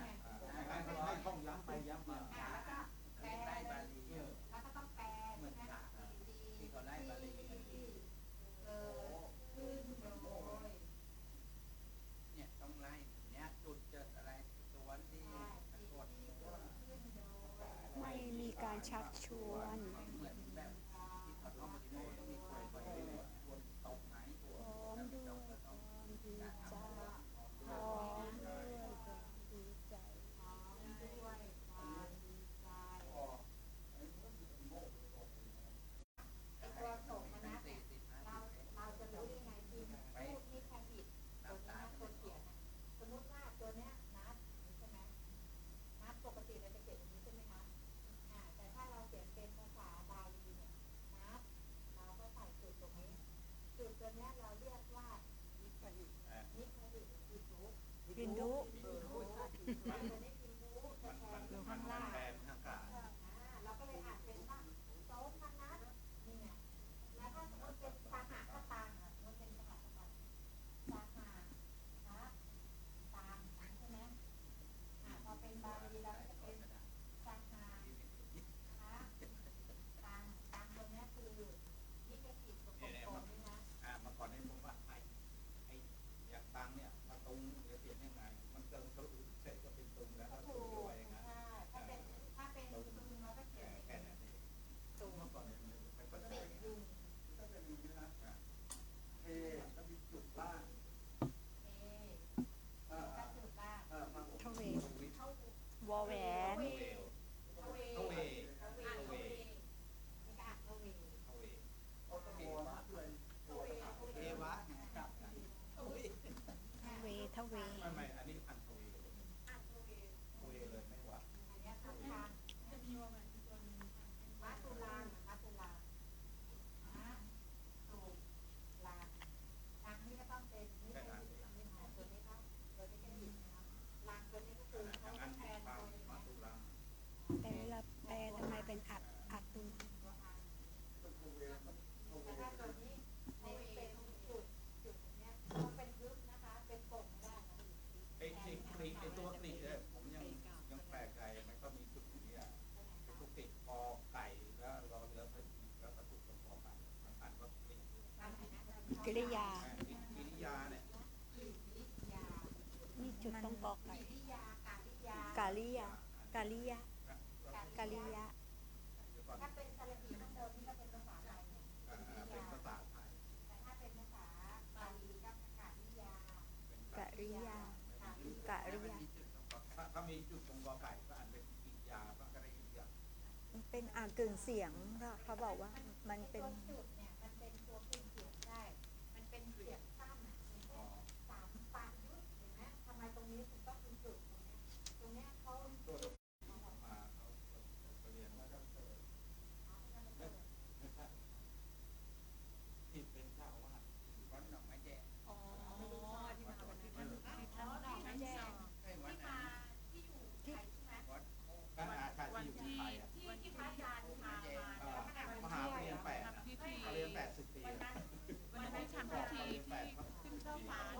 วัดหนองไม้ซุงหรืออะไรแถวนี้เองที่อุทัยเนี่ยค่ะวัดหนองไม้ซุงปะวัดหนองไม้ซุง หนองไม้ซุงมหาวชิรวิทย์ จดไปมหาวชิรนั่นแหละที่เขาว่ามาจากวัดเขาไง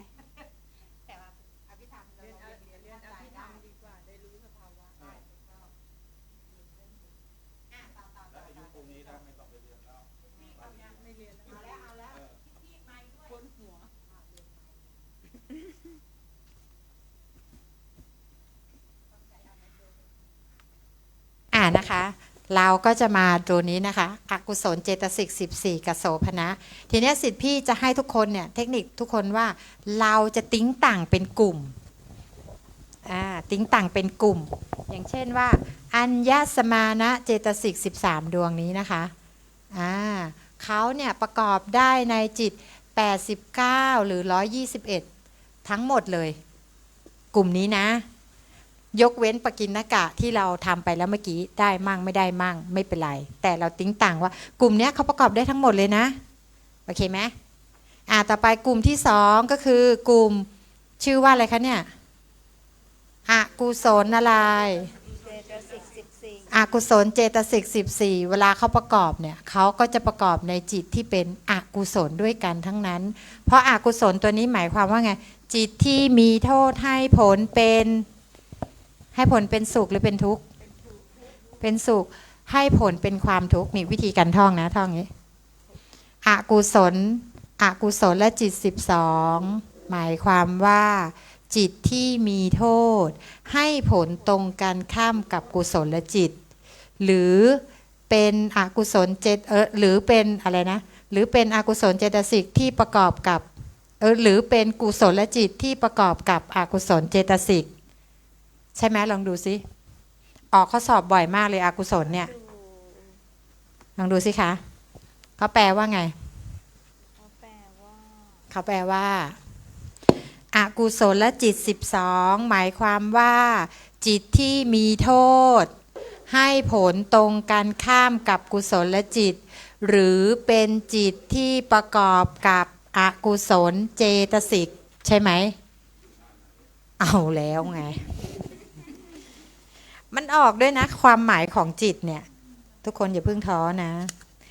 อยู่หน้าที่11จิเจรุนี้ความหมายของชื่อจิตความหมายของชื่อจิตในนี้มีหมดทุกอย่างนะคะข้อสอบก็อยู่ในนี้เขาเรียกว่าเล่มฉบับท่องลองดูสิคะอกุศลจิตหมายความว่าอะไร11ไม่ใช่11 12ฟิซซ่าฮัทนะเนี่ยกลุ่มเนี้ยคืออกุศลเนี่ยเป็นจิตที่มีโทษไหมอกุศลเนี่ยตัวเจตสิกเนี่ยเป็นตัวปรุงแต่งจิตปรุงแต่งให้เราเกิดโลภะโทสะโมหะแต่เป็นฝ่ายอกุศลนี่คือข้อดีของการเรียนสัมปโยคะเราจะรู้สภาวะก็คือไอตัวปรุงแต่งจิตนี่แหละ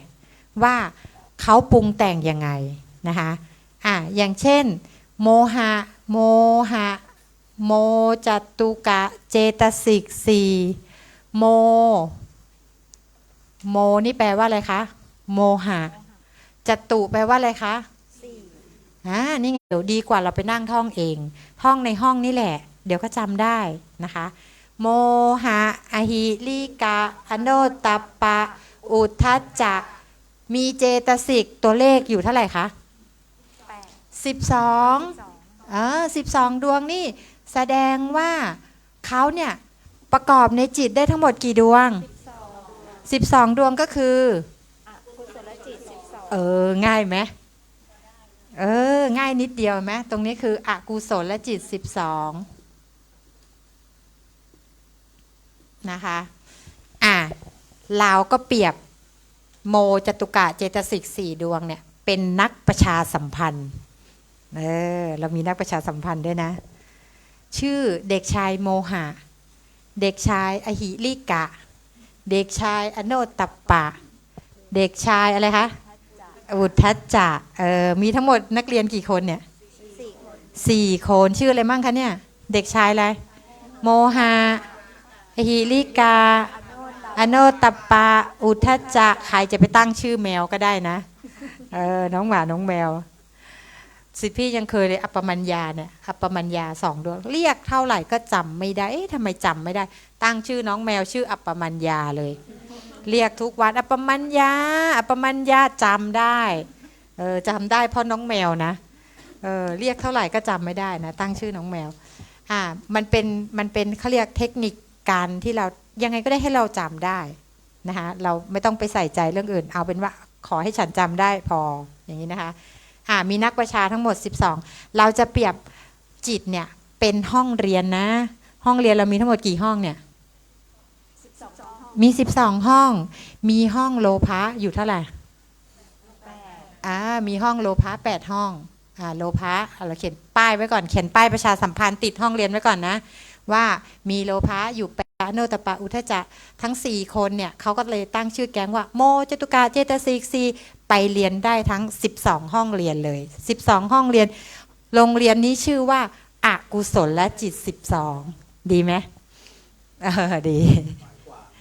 ไม่ว่าเดี๋ยวยังไม่จบแค่นั้นต่อไปเราไปดูนักเรียนรุ่นต่อไปนักเรียนรุ่นต่อไปมีทั้งหมด3 ท่าน3 ท่านนี้ชื่อว่าเด็กชายโลภะเด็กชายทิฏฐิเด็กชายมานะมีปิติชูใจไหมไม่มี ยังไม่มาวีระก็ไม่มาใช่ไหมใครทานมั่งเนี่ยมานีชูใจปิติเนี่ยนี่ ยักหน้าแสดงว่าเรารุ่นเดียวกันนะเนี่ย มานีมานะเนี่ยดวงแก้วด้วยโหสุดยอดเลยจำแม่นดีเงี้ยจำแม่นนะทีนี้เขาก็มีชื่อแก๊งเขาชื่อแก๊งเขาชื่อว่าอะไรคะโลไลโลติกาโลเนี่ยมาจากคำว่าโลภะติกะติเนี่ยแปลว่า3ใช่ไหมแล้วก็เขาเป็นอะไรคะเจตสิกโลติกะเจตสิก3ใช่ไหมคะถามว่าโลภะเนี่ยมีเลขอะไรอยู่มีเลข8แล้วอันนี้ใครทิฏฐิมีเลขอะไรอยู่มีเลข4อยู่แล้วมานะล่ะมีเลข4อยู่เขาก็แต่งตั้งให้โลภะเนี่ยนะเด็กชายโลภะเนี่ยเป็นหัวหน้าแก๊งเป็นหัวหน้าแก๊งมีอยู่แค่ลูกน้องมีแค่2 คนชื่อเด็กชายทิฏฐิกับเด็กชายมานะใช่ไหมถามว่าโลภะเนี่ยเขามีห้องเรียนของเขาไหมนี่เธอจะไปเรียนรวมกับเขาไม่ได้เดี๋ยวตีกันใช่ไหมก็เลยให้มานะมาเรียน4 ห้องหลังชื่อว่าทิฏฐิคตวิปยุตเห็นไหมเขาก็เขียนป้ายชื่อห้องเขาไปเลยนะว่าในเมื่อเธอเอาประกอบด้วยทิฏฐิใช่ไหมเป็นห้องของทิฏฐิฉันก็เลยบอกว่าไม่ประกอบด้วยทิฏฐิฉันก็ไม่เอาแกเหมือนกันทิฏฐิใช่ไหมก็เลยเป็นวิปยุตไม่ประกอบด้วยทิฏฐิได้ไหมคะงั้นถามว่าทิฏฐิเรียนอยู่ห้องไหน4 ห้องหน้า4 ห้องหน้าเนี่ยเราจะเรียกว่าทิฏฐิคตสัมปยุตตจิต4เห็นไหมทิฏฐิคตสัมปยุต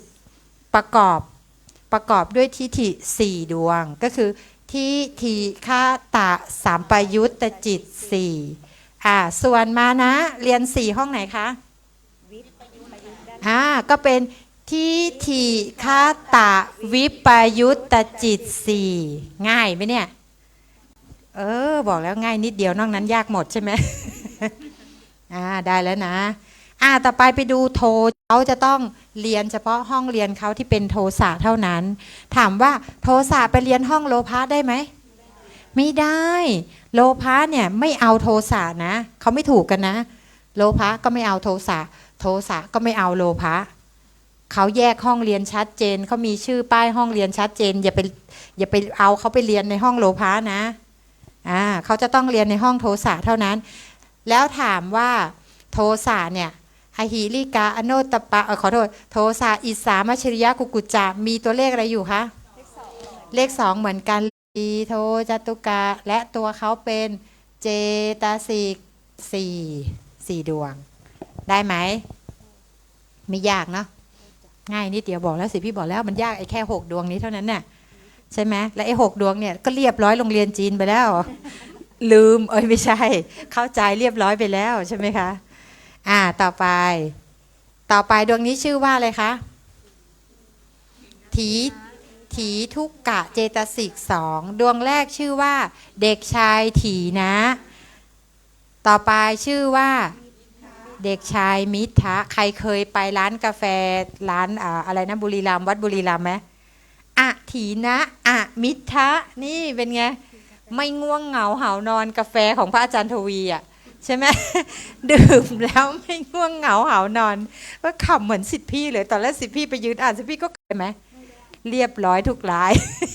ใช่ไหมเวลาเข้ากรรมฐานเป็นไงถีนะมิทะเข้าสิงตลอดเลยใช่ไหมอี2ตัวเนี่ยใช่ไหมพอนั่งปุ๊บเอามาแล้วมันมาแล้วถีนะมิทะเนี่ยดิ่งลงมาสู่จิตเราเลยเห็นไหมเนี่ยทำให้เสื่องซึมง่วงเหงาหานอนนะคะถีนะมิทะเนี่ยเวลาเขาไปเนี่ยเขาก็จะไปเป็นคู่เพราะเขาเป็นสหกทาจิหรือเราเรียกว่าสหายแหละสหกทาจิแต่สิพี่เรียกเขาสหายเพราะสหายมันจะมี2คนคู่กันใช่ป่ะแต่เขาจะเรียกในทางธรรมว่าสหกทาจิเวลาไปเขาก็จะไปกันแพ็คคู่เป็นปาต้องโกเลยเขาจะไม่แยกจากกันนะคู่เนี้ยถีนะมิทะเนี่ยเขาจะไม่แยกจากกันเขาจะไปกันเป็นคู่ถามว่าตัวเลขของเขาเป็นตัวเลขอะไรคะแสดงว่าเขาต้องประกอบในจิตกี่ดวง5 ดวงทีเนี้ยเขาจะต้องเป็นจิตที่มีการชวนเขายิ่งเขาเป็นนิวรณ์ด้วยนะเนี่ยไอ้ถีนะมิทะเนี่ยเป็นนิวรณ์ด้วยเขายิ่งจะต้องมีคนชวนเขาเข้าห้องเรียนนะถ้าไม่ชวนเขาไม่ไปดังนั้นเนี่ยเวลาเขาเข้าประกอบในจิตเขาจะต้องประกอบในจิตที่มีการชักชวนใช่ไหมชักชวนโลภะเขาบอกว่าถีนะมิทะมาเรียนกับเราสิโลภะชวนเลยเห็นไหมมีดวงไหนดวงที่2เพราะดวงแรกเป็นอสังขาริกังดวงที่2เป็นเรียบร้อยได้กี่ดวงเนี่ยนี่ไงถีนะมิทะเนี่ยเห็นอย่างนี้นะคะเห็นไหมมีเพื่อนชวนไปเรียนตั้ง5ห้องเนี่ยเข้าไปเรียนได้5ห้องเลยใช่ไหมดังนั้นถีนะมิทะประกอบในจิตได้กี่ดวง5 ดวงเราจะเรียกเขาว่าอกุศลเพราะเขาอยู่ในกลุ่มชื่อว่าอกุศลและต้องมีการชักชวนใช่ไหมเราก็เลยเรียกว่าอกุศลสังขาริกจิต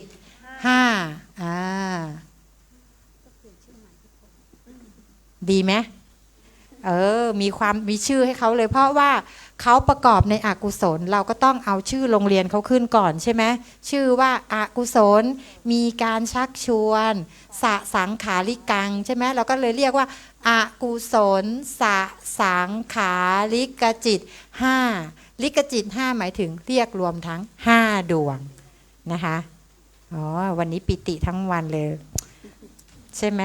ปิติทั้งวันเลยเรียนเข้าใจและปิติมากได้ฟังนิทานด้วย ทำไมทุกคนคือแบบว่าถ้าเรียนแบบวิชาการเนี่ยทุกคนแบบมึนงงแต่ลองอุปมาอย่างเงี้ย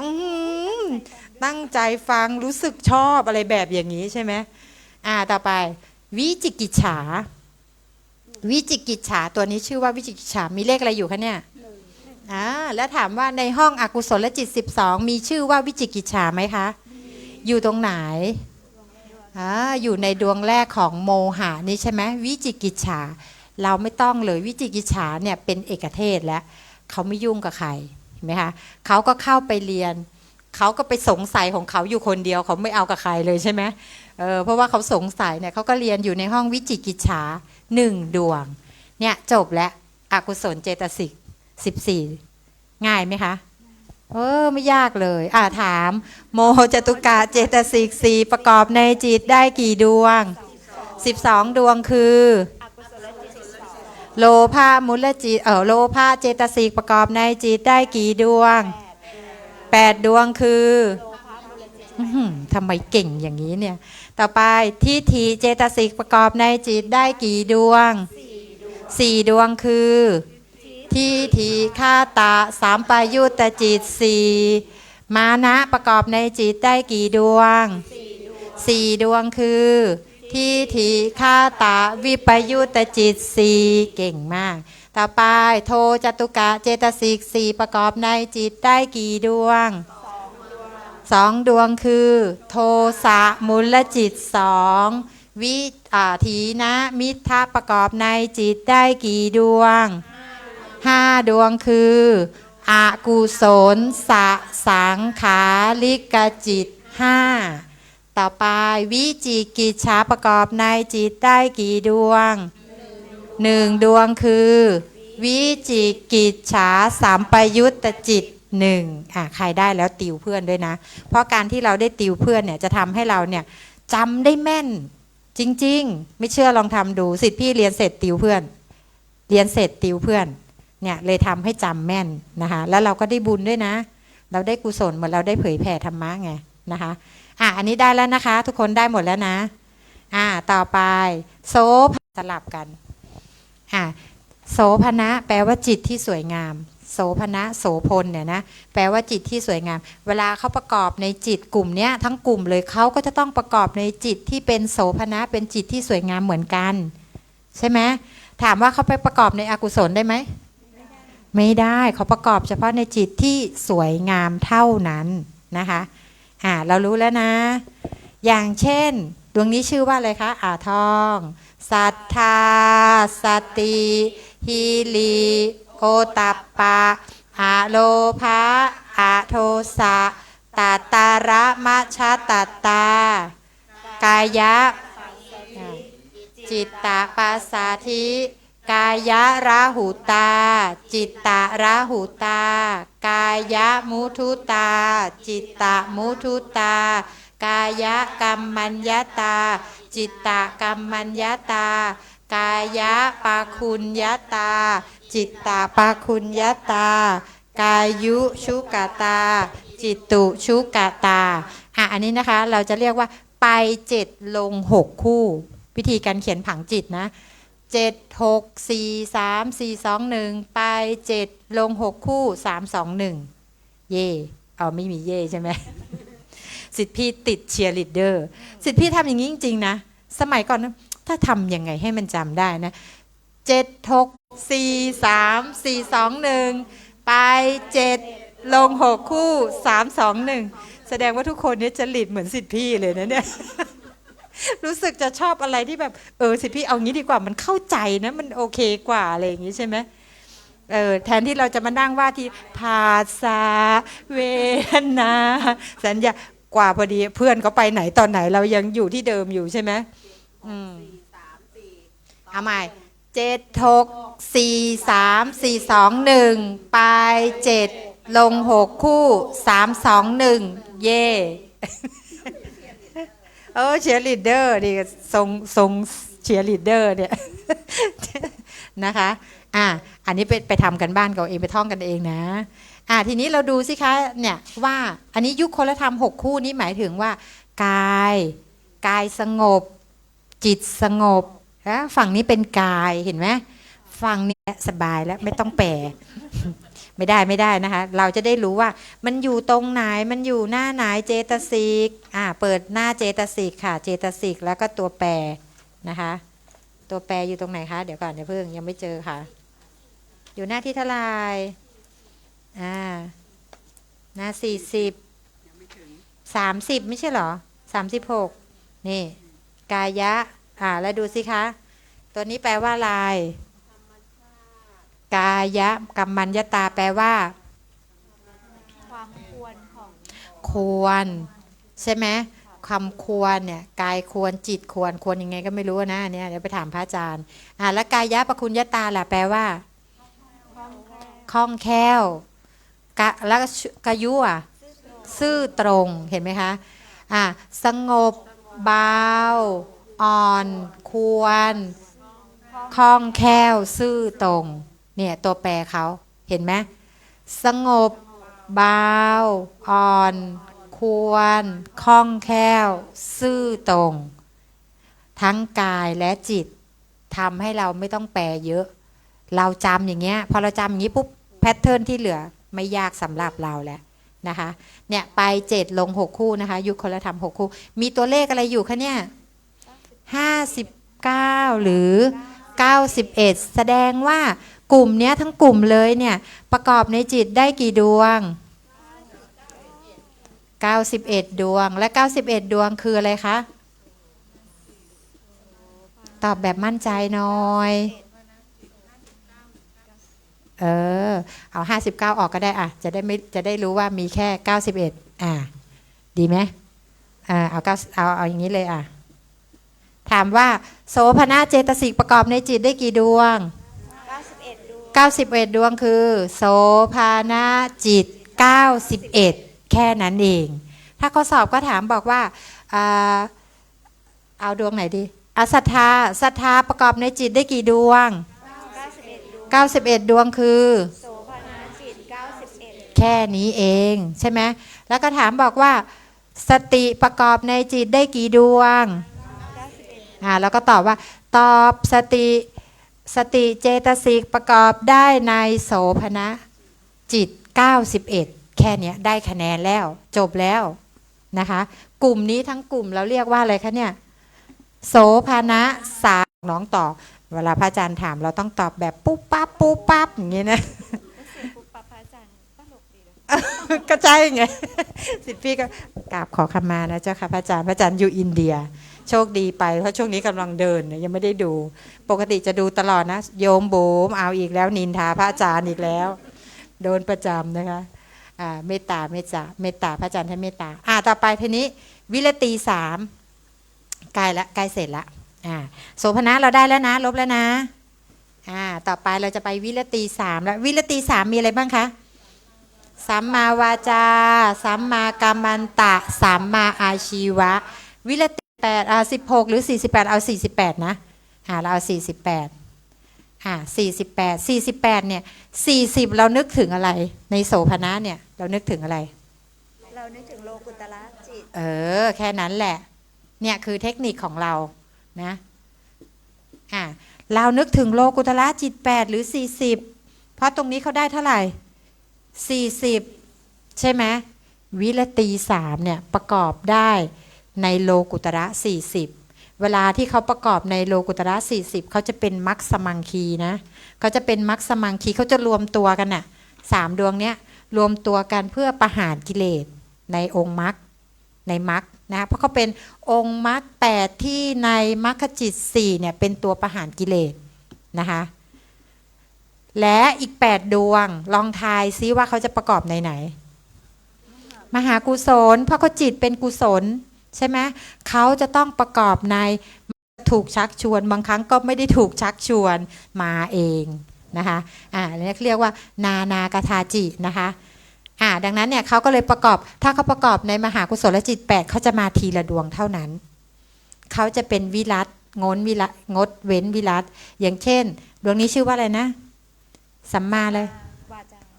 สัมมาอะไรสัมมาวาจาอันนี้ยกตัวอย่างเช่นสัมมาอาชีวะประกอบอาชีพชอบใช่ไหมคะประกอบอาชีพชอบเนี่ยเป็นแม่ค้านั่งขายผักอยู่ตลาดอกุศลเข้าแทรกมั่งถีนะมั่งฟุ้งซ่านมั่งอะไรอย่างเงี้ยเรียบร้อยทุกรายนะคะเรียบร้อยโรงเรียนจีนนะไม่ใช่โรงเรียนอกุศลจิต12นะต่อไปอัปปมัญญามีกี่เท่าไหร่นะตัวเลข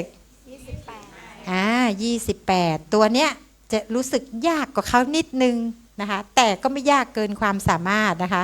28ก็คือเป็นมหากุศลและจิต8เนี่ยถ้าเราไม่เข้าใจเราไปทำเราไปทำวาดแผนผังอย่างที่10พี่วาดนะแล้วเราก็เนี่ยทำลูกศรชี้อย่างเงี้ยให้เรารู้ว่ามันไปที่ไหนบ้างนะคะเนี่ยมหากุศลจิต8มหากิริยาจิต8นะคะและก็รูปาวจระจิต12เว้นปัญจมฌาน3ใครไม่รู้จักปัญจมฌาน3บ้าง ปฐมฌานสามทุติยฌานสามตติยฌานสามจตุถฌานสามปัญจมฌานสามใช่ไหมแต่ถ้าตรงนี้เป็นปฐมฌาน8ทุติยฌาน8ตติยฌาน8จตุถฌาน8ปัญจมฌาน8ใช่ไหมแต่ถ้าเอามารวมกันเป็นปฐมฌานจิต11ทุติยฌานจิต11ตติยฌานจิต11จตุถฌานจิต11ปัญ23ล่ะก็ต้องทั้งหมดเลยเนี่ยเราต้องเอาเหอะมาเหอะแบบไหนตอบได้หมดตอบแบบปุ๊บปั๊บปุ๊บปั๊บด้วยใช่ไหม ไม่ได้ตอบแบบเนิ่นเนิบอะไรอย่างเงี้ยนะเราก็อาจจะผิดแบบปุ๊บปั๊บปุ๊บปั๊บได้นะใช่ไหมทั้งหมดได้กี่ดวงคะเนี่ย8บวก8บวก12เป็นเท่าไหร่คะเนี่ยเป็นเท่าไหร่8บวก8บวก12เป็นเท่าไหร่28นะคะอัปปมัญญาเนี่ยอันนี้เขาเรียกว่าอะไรนะกรุณาใช่ไหมไหนลองดูชื่อเขาดิเขาชื่อว่าอะไรเนี่ยแล้วกรุณามุทิตากรุณาหมายถึงอะไรคะความสงสารเหรออันเนี้ยแปลว่าการุณาเนี่ยมีความสงสารต่อทุกขิตสัตว์สัตวบัญญัติหมายถึงทุกขิตสัตว์เนี่ยหมายถึงว่ากำลังเห็นสัตว์ที่กำลังได้รับความทุกข์เราก็พูดถึงความเมตตาของหลวงพ่อมันมีไงเพราะว่าคนเรามาอยู่รวมกันหลายๆคนเนาะร้อยพ่อพันแม่อุปนิสัยการอบรมมาไม่เท่ากันไงแล้วก็ความเป็นอยู่ของแต่ละคนก็ไม่เท่ากันถูกไหมคะก็มันมีแบบว่าคนขโมยเงินวัดอย่างเงี้ยขโมยไปเด็ดเงินต้นกฐินต้นผ้าป่าที่เขาทำบุญน่ะแล้วก็มีคนไปฟ้องหลวงพ่ออย่างเงี้ยถ้าเป็นพวกเป็นเราเป็นไงไปเลยออกไปเลยใช่ไหมออกไปจากวัดเลยไม่ต้องมาแล้วไม่ให้ทำแล้วงานเนี่ยแต่ความเมตตาของหลวงพ่อเนี่ยให้ย้ายไปอยู่ที่อื่นที่ไม่ต้องให้เกี่ยวยุ่งเกี่ยวกับเงินเขาจะได้ไม่ได้ทำอกุศลนะตรงนี้ดูความเมตตาของท่านหลวงพ่อเห็นไหมเนี่ยอัปปมัญญาความเมตตาโดยไม่มีประมาณนะคะเนี่ยอัปปมัญญานะคะประกอบในจิตได้กี่ดวงนะคะ28ดวงก็คือมหากุศลจิต8มหากิริยาจิต8รูปาวจระจิต12เว้นปัญจมฌาน3สิทธิพี่เคยสอนรุ่นก่อนเขาถามบอกว่าทำไมไม่บอกว่าปัญจมฌานเขาบอกว่าอะไรรูปาวจระจิต15แล้วเว้นปัญจมฌาน3แล้วสิทธิพี่ก็เลยบอกว่าแล้วมันต้องบวกยังไงล่ะ15บวกอีก3หรอเขาก็เลยโอเคสิพี่เข้าใจแล้วนะคะมันมีเราก็เลยกลัวคนจะเข้าใจแบบนั้นนะเราก็เลยรีบท้วงไว้ก่อนนะคะ12เว้น3นะคะต่อไปปัญญาตัวสุดท้ายแล้วตัวสุดท้ายจะได้กลับบ้านแล้วทุกคนง่วงนอนพอดีเลยโอ้ยเดี๋ยวให้ออกมาเขียนก็หายง่วงงั้นเนี่ยเพทนายนี่สิทธิพี่ให้ออกมาเขียนกันโอ้โหสนุกสนานเลยนะเพทนาย9เนี่ยเขียนกันจนคล่องเลยแหละเพทนายเนี่ยต่อไปปัญญาก็คือปัญญาเจตสิกนี่เนาะปัญญีสีเนี่ยปัญญีสีประกอบในจิตได้กี่ดวงคะ79เราเอา79เนาะ79เราจะรู้ได้ไงว่าจิตดวงนี้ประกอบดวงไหนได้บ้างเราจะดูจากตรงไหนเราก็ดูตรงที่ว่าดวงไหนที่เราท่องว่าญาณสัมปยุตอกุศลนี่ไม่ต้องไปพูดถึงเลยเนาะตรงนี้ไม่ต้องไปพูดถึงเลยนะคะเพราะว่าเขาเป็นอโสภณะเนาะข้างบนเป็นอโสภณะ30ข้างนี้เป็นโสภณะ91ใช่ไหมคะโสภณะ91ดวงไหนที่มีปัญญาบ้างถามว่าในมหากุศลเนี่ยดวงนี้ท่องว่าอะไรคะโสมานาสาสหคาตังญาณสัมปยุตตังมีคำว่าญาณไหมมีระบายสีลงไปดวงนี้ชื่อว่าโสมานาสาสหคาตังญาณสัมปยุตตังมีไหมคะ มีแล้วสองดวงนี้แหละเป็นญาณสัมปยุตหรือเป็นญาณวิปเป็นญาณวิปไม่เอาข้างล่างเป็นอุเบกขาสองดวงนี้เป็นญาณสามปยุตใช่ไหมคะตรงนี้เป็นวิปยุตเอาไหมคะไม่เอาในทำนองเดียวกันมหากุศลมีญาณสัมปยุตสี่ดวงในมหาวิบากจะเหมือนกันไหมเหมือนเขาก็ท่องเหมือนกันเพราะเขาเป็นกุศลจิตนี้ตรงปุ๊บตรงนี้ก็แสดงว่าเรามาถูกทางแล้วมาถูกทางพระจันทวีแล้วเนี่ยจบแล้วสัมปโยคะมีแค่นี้เองทีนี้การทำสังคหาในนะคะสังคหาในก็คือการยกจิตขึ้นเป็นประธานแล้วหาว่ามีเจตสิกประกอบได้เท่าไหร่ถ้าเราแม่นตรงเนี้ยอี6ดวงนี้นะเราจำตัวเว้นให้แม่นตรงเนี้ยไม่ยากสำหรับเราแล้วนะคะเราก็ให้นักเรียนเนี่ยเรามีนักเรียนแล้วเราเข้าใจแล้วนี่นักเรียนอ่ะใช่ไหมแต่ต้องเป็นรอบหน้าแล้วล่ะสังคหาในเนี่ยใช่ไหมคะเพราะสัมปโยคะหมดยังไม่หมดเวลาครึ่งชั่วโมงนึกว่าหมดเวลาแล้วไม่เป็นไรเปล่ากลัวพวกเราง่วงนอนแต่ไม่ง่วงแล้วใช่ไหมถีนมิทายังมาอยู่ไหมคะไหนใครถีนมิทาเข้าสิงบ้างยกมือขึ้นเอาพึ่งมาเดี๋ยวพึ่งมาเดี๋ยวจะให้กระดานดูดไงถีนมิทาต้องเจอกระดานดูดนะคะเขาเป็นปฏิปักษ์ต่อกันนะถีนะกับกระดานดูดเนี่ยใช่ไหมโหพอรู้ว่าจะออกกระดานปุ๊บเป็นไงอารมณ์เป็นไงตื่นเต้นไปหมดเลยหนังสือที่ไม่เคยเปิดก็เปิดใช่ไหม ไอ้ที่ไม่เคยอ่านก็อ่านใช่ไหมสิทธิพี่นี่ให้ออกมาชี้กระดานทีนะมิทะกระเด้งกระดอนไปหมดเลยทีนี้มาถามนะคะทวนถามนะถามว่าโสภานะสาธารณะเจตสิก19ประกอบในจิตได้กี่ดวงคะนี่91ดวงคือโสภานะจิต91เราต้องบอกชื่อเขาด้วยนะเพราะถ้าบอกว่า91สิพี่ไม่รู้หรอกดวงไหนต้องบอกชื่อเขาด้วยว่าโสภานะจิต91นะคะวิรตี3ประกอบในจิตได้กี่ดวง48ดวงคือเอาที่เรานึกได้ก่อน48เรานึกถึงอะไรโลกุตละ40และอีก8เรานึกถึงอะไรมหากุศลและไม่แปลกนะเราจะเอาอันนี้ขึ้นก่อนก็ได้แต่เวลาทำข้อสอบเราต้องเอาเขียนอันนี้ลงก่อนนะแต่เราคือเทคนิคแล้วว่าก็เราจำ40ก่อนน่ะใช่ไหมเราจำโลกุตละ40แล้วก็จำ8ทีหลังนะคะต่อไป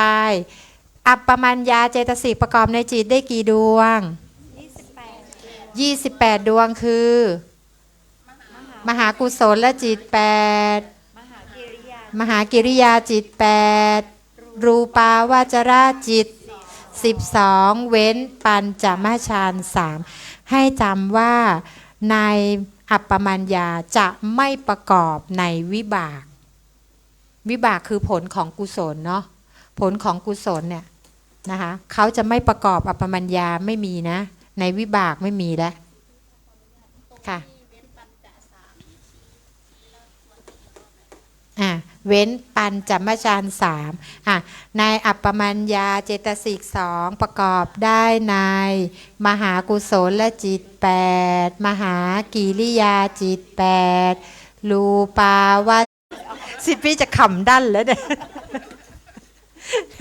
เดี๋ยวอัญญสมานะเจต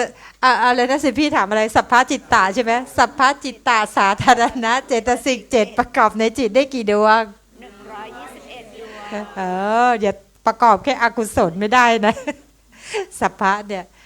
ต่อไปวิตกประกอบในจิตได้กี่ดวง55ดวงคือกามจิต44เว้นทวิปัญจวิญญาณจิต10ปฐมฌานจิต11กลับไปทำนะกันบ้าน6ดวงนี้นะคะต่อไปวิจารประกอบได้ในจิต66ดวงคือกามจิต44เว้นทวิปัญจวิญญาณจิต10ป ปฐมฌานจิต11ทุติยฌานจิต11อธิโมกข์เลยใช่ไหมอะไรอธิโมกข์ประกอบได้ในจิต110ดวงคือกามจิต43เว้นทวิปัญจวิญญาณจิต10วิจิกิจฉาสัมปยุตตจิต1มหาคตะจิต27โลกุตระจิต8หรือ40วิริยะประกอบได้ในจิต105ดวงคือกามจิต38เว้นอาเหตุกะวิปากจิต15ปัญจทวาราวชนะจิต1มหาคตะจิต27โลกุตระจิต8หรือ40เนี่ยกลับไปบ้านก็ท่องอย่างนี้นะเอามือชี้ในผังจิตแบบนี้นะคะจะได้จำแม่นๆต่อไปปีติประกอบได้ในอาทิโมกข์110วิริยะ105ปิติ51ฉันทะ101แล้วเราก็เขียนอย่างนี้นะเว้นวิตกเว้นทวิ10วิจารเว้นทวิ10ใช่ไหมคะอาทิโมกข์เว้นอะไรทวิ10กับวิจิกิจฉาวิริยะเว้นวิริยะ16นี่เลยฉันทะตัวนี้ประกอบได้ในสมนัตนะคะปิติประกอบได้ในสมนัตเท่านั้น101เว้นโมหะมูลจิต2กับอเห18เนี่ยจำตัวเว้นเขาให้ได้แค่นี้เราก็จะทำสังคหานายได้นะคะได้ไหมเข้าใจไหมคะต่อไปนักประชาสัมพันธ์เราโมจตุกะเจตสิก4ประกอบในจิตได้กี่ดวง12ดวงคืออกุศลจิต12โลภะประกอบในจิตได้กี่ดวงคือ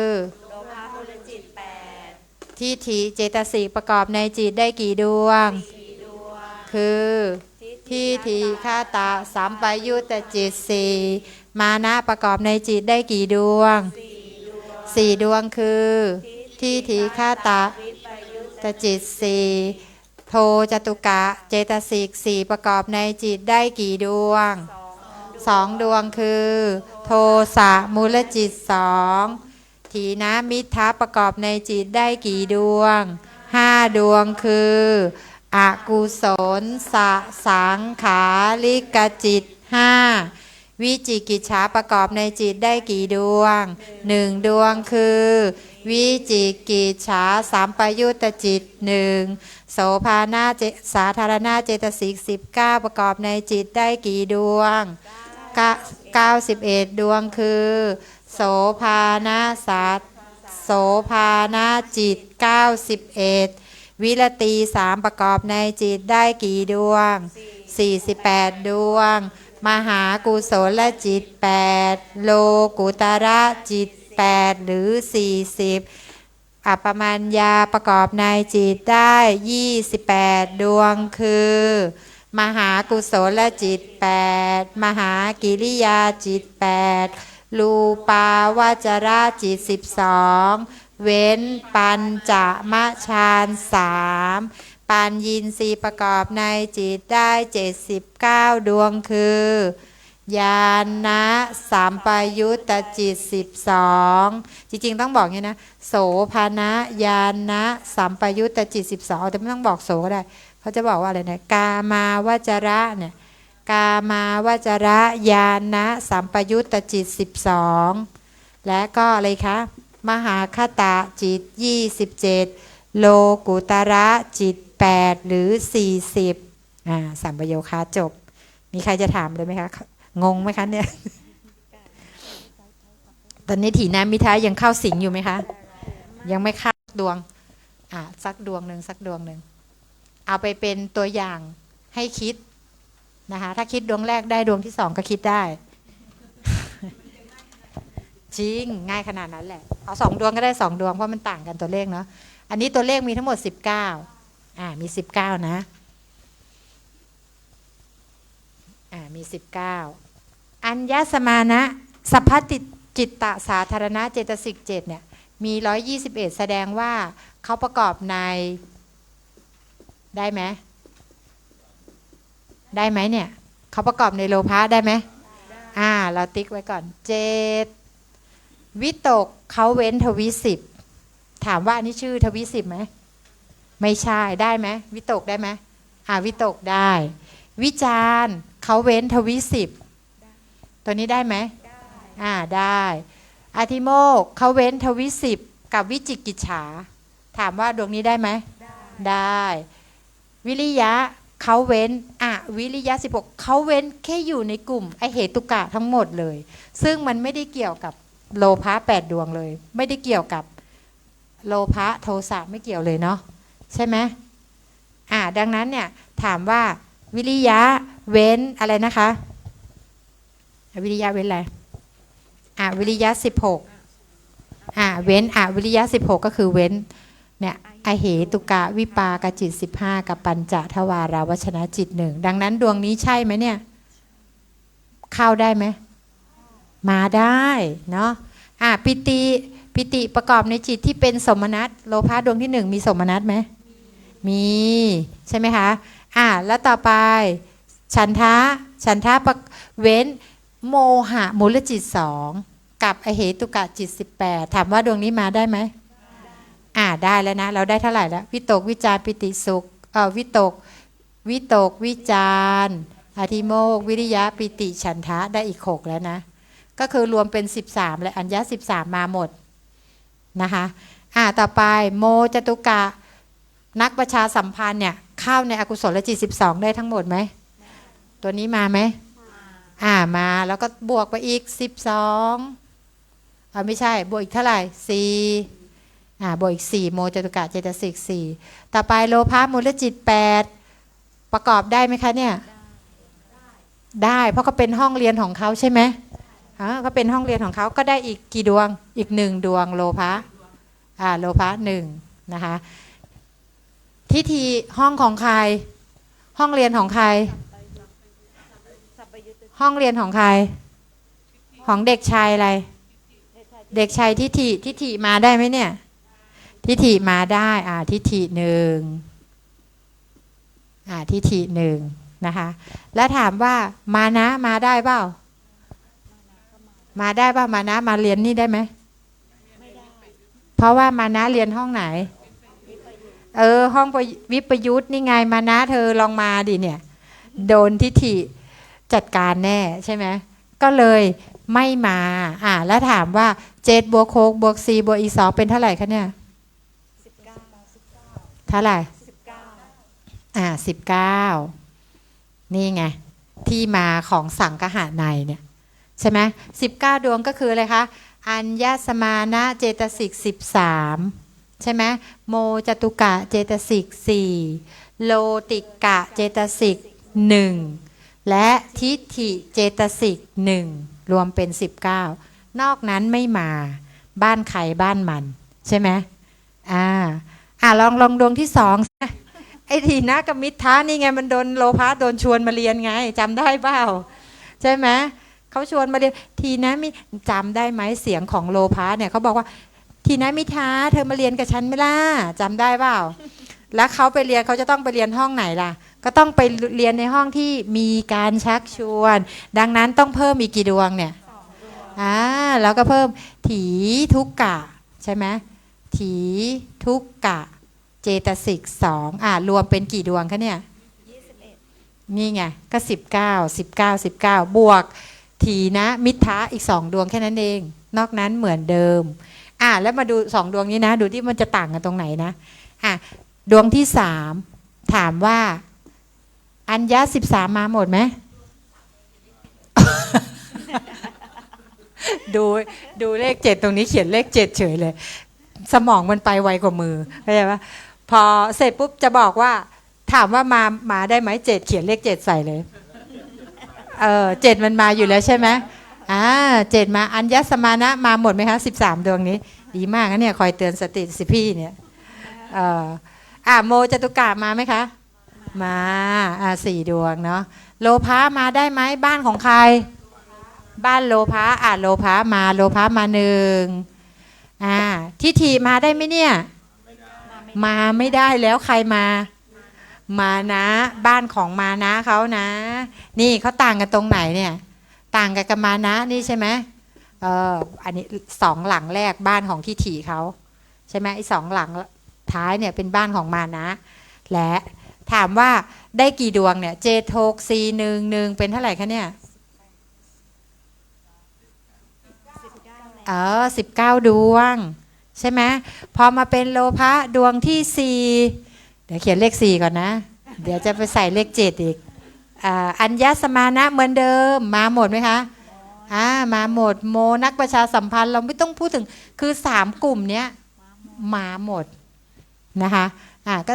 4โลภะมาไหมบ้านของใครห้องเรียนของโลภะเขาโลภะก็มานะมาไหมคะทิฏฐิมาได้ไหมเนี่ยไม่ได้บ้านของใครห้องเรียนของมานะเขานะคะก็ใส่มานะ1แล้วถามว่าโลภะไปชวนใครมาเรียนทีนะมิทธะก็เป็นเท่าไหร่คะเป็น21แค่นี้เองยากไหมเนี่ยไม่ยากเนาะเนี่ยไปคิดเอานะคะแค่นี้เองแต่ถ้าอุเบกขาเนี่ยเขาจะเว้นปิตินี่ลบปิติไปตัวหนึ่งแค่นั้นแหละนอกนั้นเหมือนเดิมทุกอย่างเลยเห็นไหมสังเกตตัวเลขเขาจะลดหลั่นลงมาไหม19 18 21 20 19 18 21 20สมมุติว่าเราเข้าห้องสอบใช่ไหมเราวาดแผนผังจิตอย่างนี้ขึ้นมาใช่ไหมเราใส่ตัวเลขเลยดวงที่1 19ดวงที่2 21ดวงที่3 19ดวงที่4 21บวก1อันนี้บวก2ใช่ไหมอันนี้บวก2อันนี้ก็บวก2พอตรงนี้ลบ1เหลือเท่าไหร่คะเหลือ18แล้วก็บวกอีก2เป็น20บวก18บวกอีก2เป็น20อย่างเงี้ยมันลดหลั่นลงมาอย่างเงี้ยนะคะดีไหมแล้วเวลาสิทธิพี่คือขี้เกียจคิดสิทธิพี่ก็เขียนอย่างเงี้ยรอจิ๊บจิ๊บเป็นไปดูสิทธิ์พี่บุ๋มสอนใน YouTube ต้องเข้าไปในจุลโทเข้าไปของสิทธิพี่จะมี YouTube ไอ้นั่นนะที่สิทธิพี่เคยส่งให้ไปในกลุ่มYouTube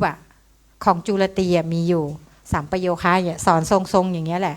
ทรงเดียวกันแบบนี้เลยนะคะได้เดี๋ยวส่งไปให้ในกลุ่มนะคะสัมปโยคะสอนตั้งแต่ท่องจิตแล้วก็มีฉบับแบบท่องก็มีนะท่องไอเนี่ย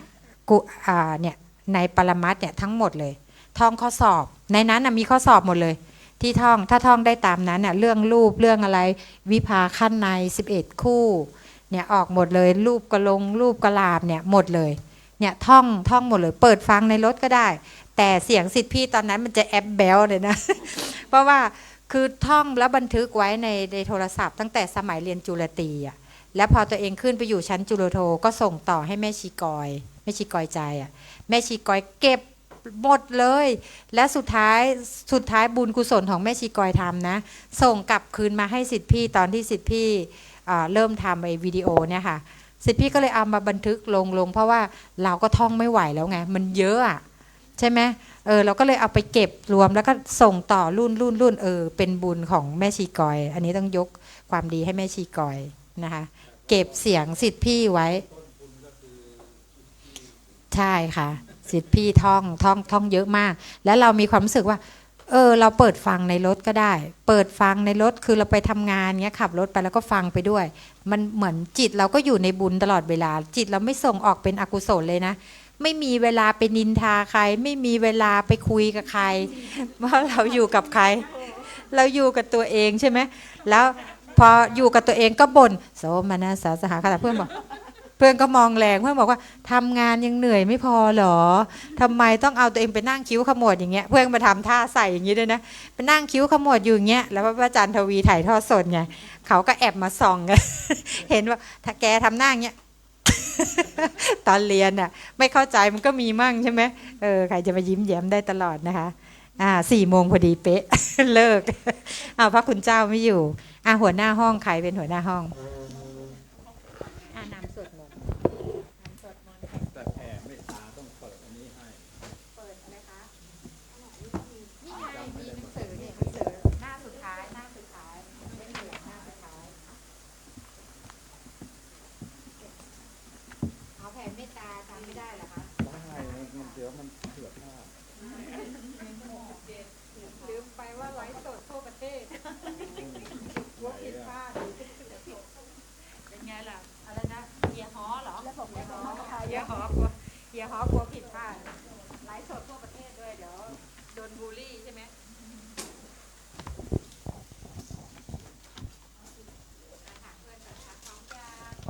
พร้อมยังเนี่ยพร้อมเอาได้เลยครับ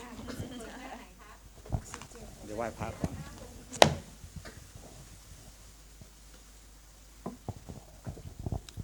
อะระหังสัมมาสัมพุทโธภควาพุทธังภควันตังอภิวาเทมิสวากขาโตภควตาธัมโมธัมมังนามัสสามิสุปฏิปันโนภควโตสาวกสังโฆสังฆเวราจงเป็นสุขเถิดอย่าได้มีเวรแก่กันและกันเลยอัพพยาปัชชาจงเป็นสุขเถิดอย่าได้เบียดเบียนซึ่งกันและกันเลยอานิคา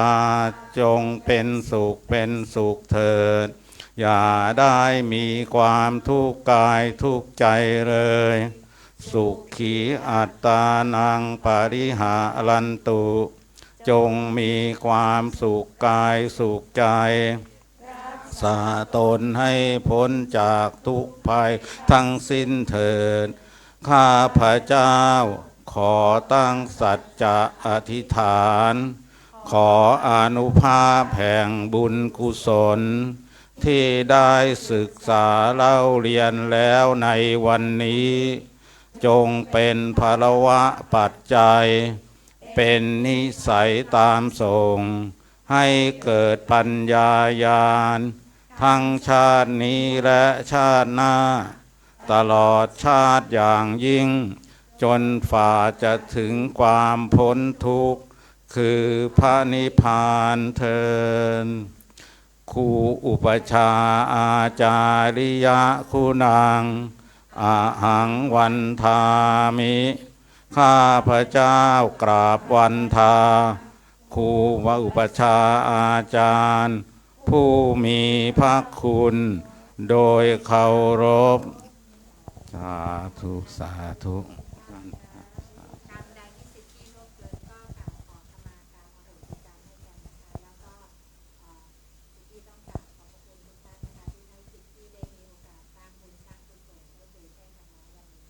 สาธุขอให้สุดพี่มีความเจริญก้าวหน้าต่อไปนะครับที่ได้มาสอนรุ่นน้อง